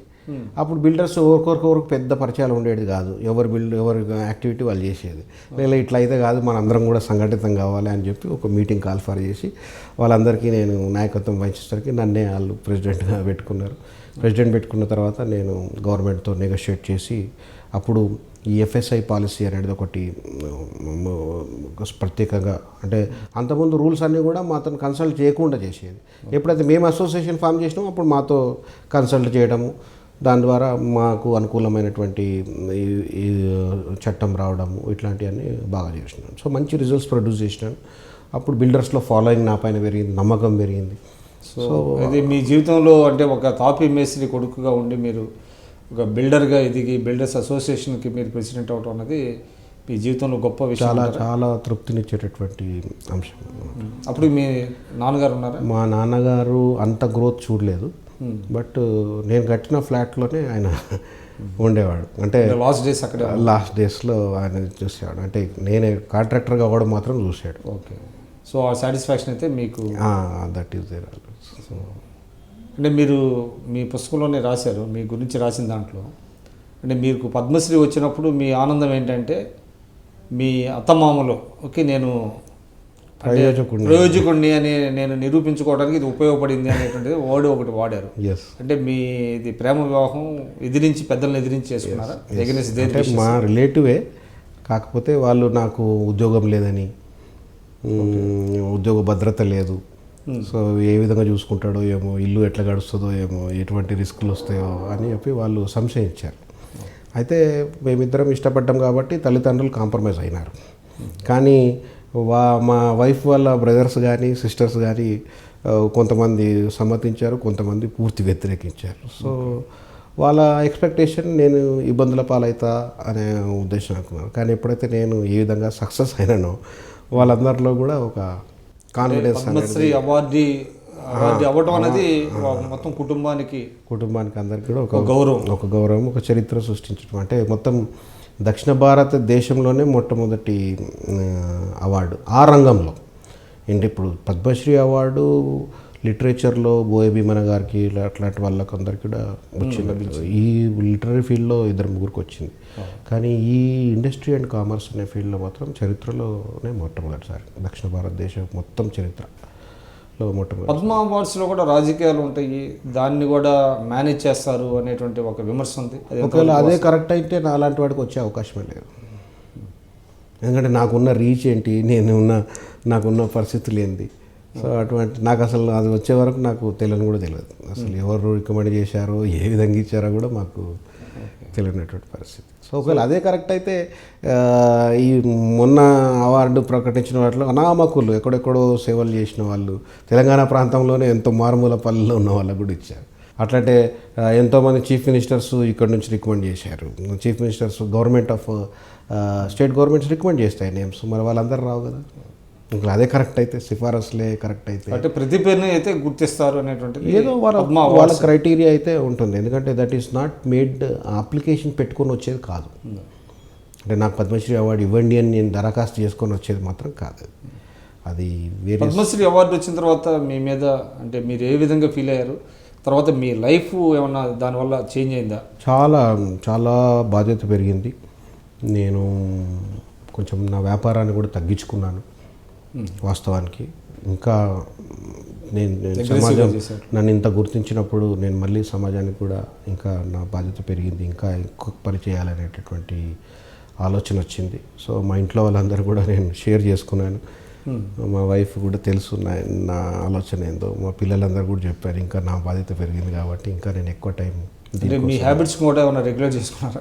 హ్యాబిట్స్ అది చాలా వెరీ డిసిప్లిన్డ్ లైఫ్ మొదటి నుంచి కూడా. చాలా కష్టపడే తత్వము, ఎవరితో నేను ఎక్కువ కొట్లాడే మనస్తత్వం కాదు. నా పని పాలిటిక్స్ ఎక్కడ నా పని తప్ప ఇంకా నాకు ఏది కనబడదు. నాకు నేను రాజకీయాలు ఉన్నా నాకు ఏ బాధ్యత తప్ప చెప్తే, నాకు విద్యార్థి దశలో విద్యార్థి బాధ్యతలు అప్పు చెప్తే అది తప్ప ఇంకా వేరే పని చేయలేదు నేను. అట్లనే యూత్ లీడర్ ఉన్నప్పుడు యూత్ యాక్టివిటీస్ తప్ప ఇంకొక వేరే ఫోకస్ చేయలేదు నేను. తెలుగుదేశం పార్టీలో హెచ్ఆర్డీ విభాగంలో నేను కోఆర్డినేటర్గా ఉండే, హెచ్ఆర్డీ విభాగం తప్ప ఇంకా వేరే విభాగంలో ఏమవుతుందో కూడా నాకు తెలుసుకునే అవకాశం కూడా ఉండకపోతుండే. ఎందుకంటే నా పనిలోనే నేను నిమగ్నమై ఉంటాను. అట్లనే విశ్లేషణ విభాగానికి నేను సమన్వయకర్త అయినా, దాంట్లో తప్ప ఇంకా నాకు వేరే అప్పుడు హెచ్ఆర్డీలో ఏమవుతుందో కూడా నేను తెలుసుకున్నాను. అంటే నాది ఫోకస్డ్ వర్క్ ఉంటుంది. ఆ ఫోకస్డ్ అండ్ డిసిప్లిన్ వర్క్ ఉంటుంది కాబట్టి. సో దట్ రివార్డెడ్ అనమాట. I enjoy the work, but ఆ వర్క్ కల్చర్ మాత్రం I learn from Chandrababu Naidu. So అంటే మీరు పద్మశ్రీ అవార్డు వచ్చిన తర్వాత మీరు మిమ్మల్ని కంగ్రాచులేట్ చేసిన వాళ్ళలో ప్రముఖులు ఎవరైనా ఉన్నారా? ఉన్నారు. బాబు గారు కూడా కంగ్రాచులేట్ చేశారు, కేసీఆర్ కూడా కంగ్రాట్ చేశారు. అంటే వీళ్ళతో కలిసి పనిచేశాను నేను.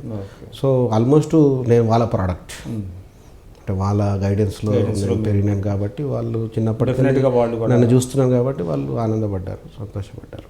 రవికుమార్ గారు అంటే మీ బోటి వారు దళిత మేధావులు, దళిత కవులు ఎంతోమంది అంటే ఒక చైతన్యం కోసం సమాజంలో కుల మతం ఇవన్నీ రహితంగా ఎదగాలి అనేటువంటిది, హక్కుల కోసం, తర్వాత ఆర్థిక స్వావలంబన కోసం ప్రయత్నిస్తున్న నేపథ్యంలో సంకుచిత రాజకీయాల వల్ల ఈ కులం అనేటువంటిది దురదృష్టవశాత్తు స్టిల్ అది దాని యొక్క బలంగా వేళ్ళుకొని పోతున్నది అనేటువంటి భావన ఇటీవల కాలంలో కలుగుతుంది. అందువల్లనే బాధ్యత కలిగినటువంటి స్థానాల్లో ఉండే వాళ్ళు కూడా దళితులుగా ఎవరు కోరుకుంటారు అనేటువంటి వాదన కూడా వినపడతాం, దురదృష్టకరం. దాని గురించి మీరేమంటారు? ఇప్పుడు ఎవరు కూడా మనం అప్లికేషన్ పెట్టుకొని పుట్టలేదండి. నేను నా బర్త్ ఈజ్ అన్ యాక్సిడెంట్ కాదు, it's a natural process. So the process of birth is same everywhere in the universe, only scientific process. There is no choice. ఎవరు కూడా అప్లికేషన్ పెట్టుకొని నేను పలానా కులంలో పుట్టాలి, పలానా ప్రాంతంలో పుట్టాలి, పలానా తల్లిదండ్రులకు పుట్టాలని ఎవరు మనం పుట్టాం. సో ఎప్పుడైతే మన చాయిస్ లేదు అనే గ్రహింపు, ఆ నిజం మనం తెలుసుకోగలుగుతామో, ఎవరు కూడా ఈ పలానా కులంలో పుట్టినాను అని ఇన్ఫీరియర్గా ఫీల్ కావాల్సిన అవసరం లేదు, సుపీరియర్గా కూడా ఫీల్ కావాల్సిన అవసరం లేదు. ఎందుకంటే it is not your choice. That is one thing. అంటే మన అచీవ్మెంట్ ఏమీ లేదు అనేది అంతే కదా. మన ప్రమేయం, మన గొప్పతనం ఏముంది అందులో.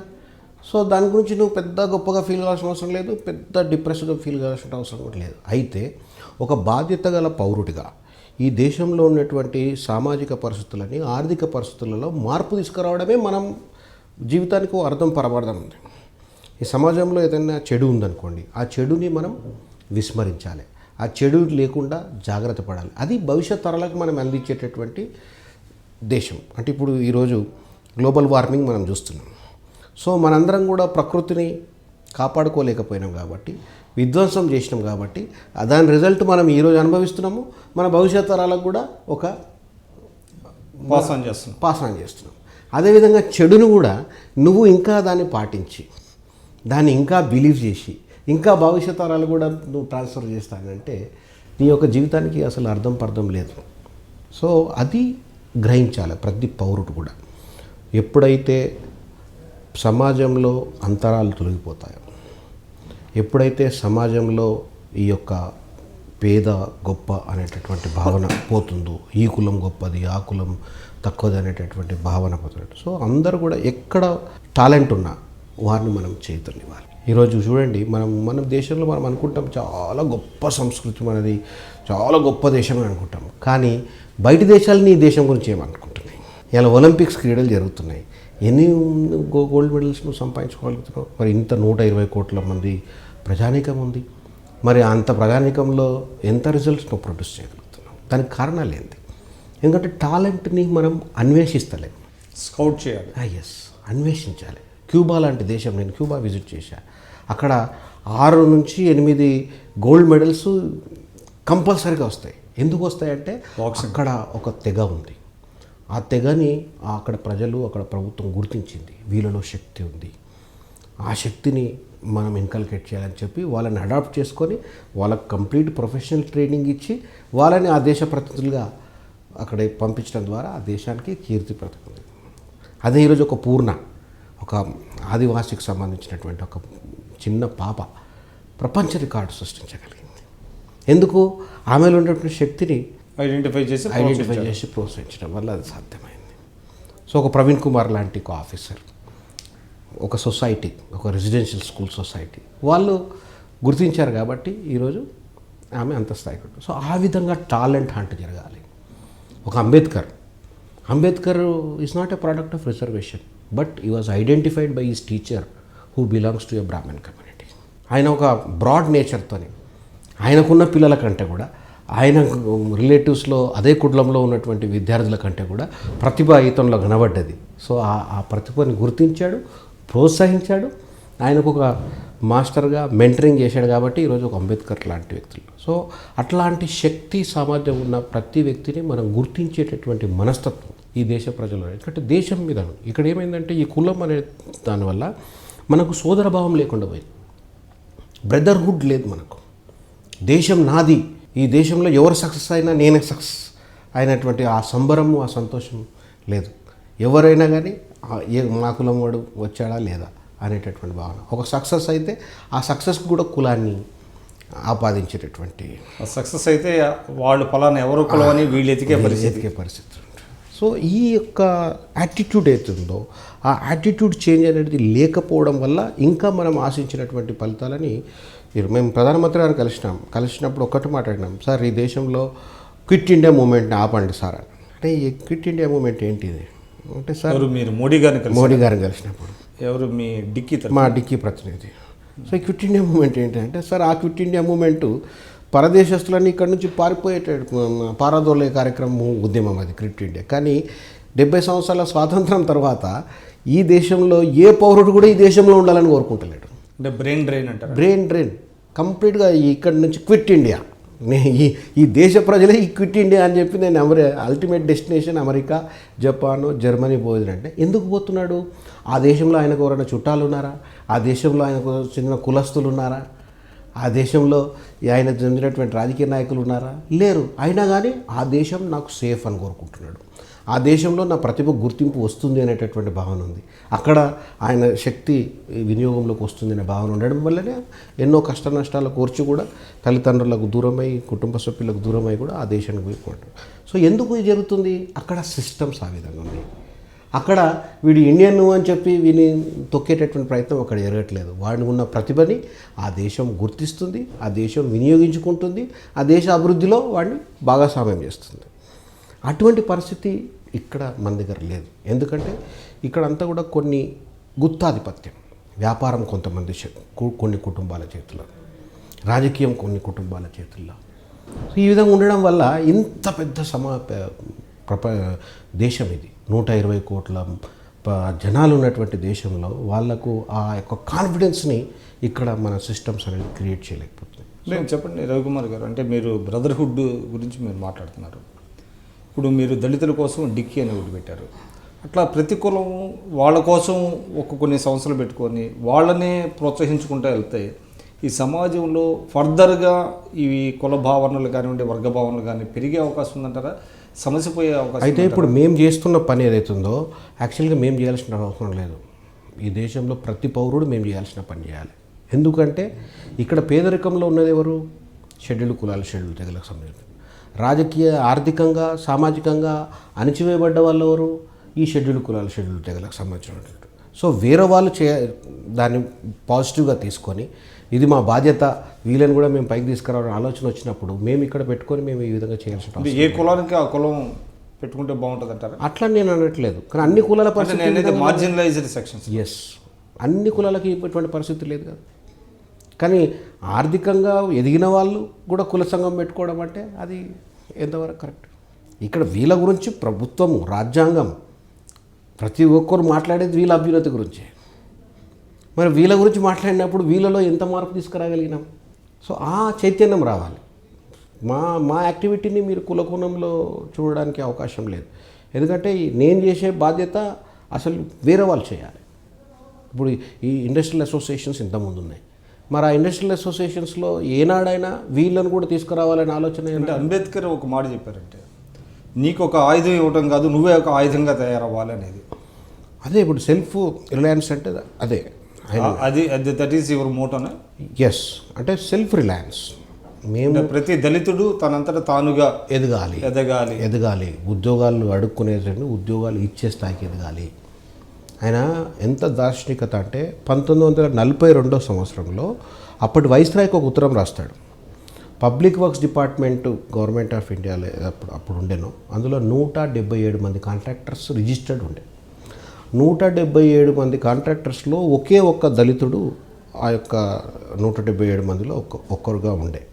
అయితే అంబేద్కర్ గారు లెటర్ రాస్తూ ఇందులో ఒక్కరు మాత్రమే ఉన్నారు, మిగిలిన 176 మంది వర్క్స్ ఎగ్జిక్యూట్ చేసేటప్పుడు వాళ్ళందరి యొక్క లేబరు షెడ్యూల్ కులాలు, షెడ్యూల్ తెగలకు సంబంధించిన వ్యక్తులతోనే పనిచేస్తూ ఉన్నారు. ఇది మంచి పద్ధతి కాదు. వీళ్ళను కూడా మీరు కాంట్రాక్టర్లు ఎదిగేందుకు మీరు ప్రయత్నం చేయాలి. వీళ్ళ యొక్క పర్సంటేజ్ ఆఫ్ పాపులేషన్ తగ్గట్టు వీళ్ళకు కూడా కాంట్రాక్చువల్ ఆపర్చునిటీస్ ఇవ్వాలి.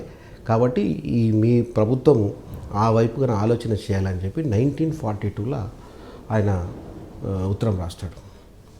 సో ఆ 1942లో రాసిన ఉత్తరానికి ఇప్పటివరకు జవాబు లేదు. స్వాతంత్రం వచ్చింది. నేను చెప్తాను, 1947లో ఒక పేద కుటుంబంలో పుట్టినటువంటి ఎస్సీ ఎస్టీ వ్యక్తి మళ్ళీ అదే పేదరికంలో చనిపోతుంది. అటువంటప్పుడు ఈ స్వాతంత్ర ఫలాలు వచ్చినట్ట రానట్ట? మనం ఒకటి చెప్పండి. అంటే చాలామందిలో మీరు అన్నారు రిజర్వేషన్స్ పట్ల కొంత అపోహలు ఉన్నాయనేది.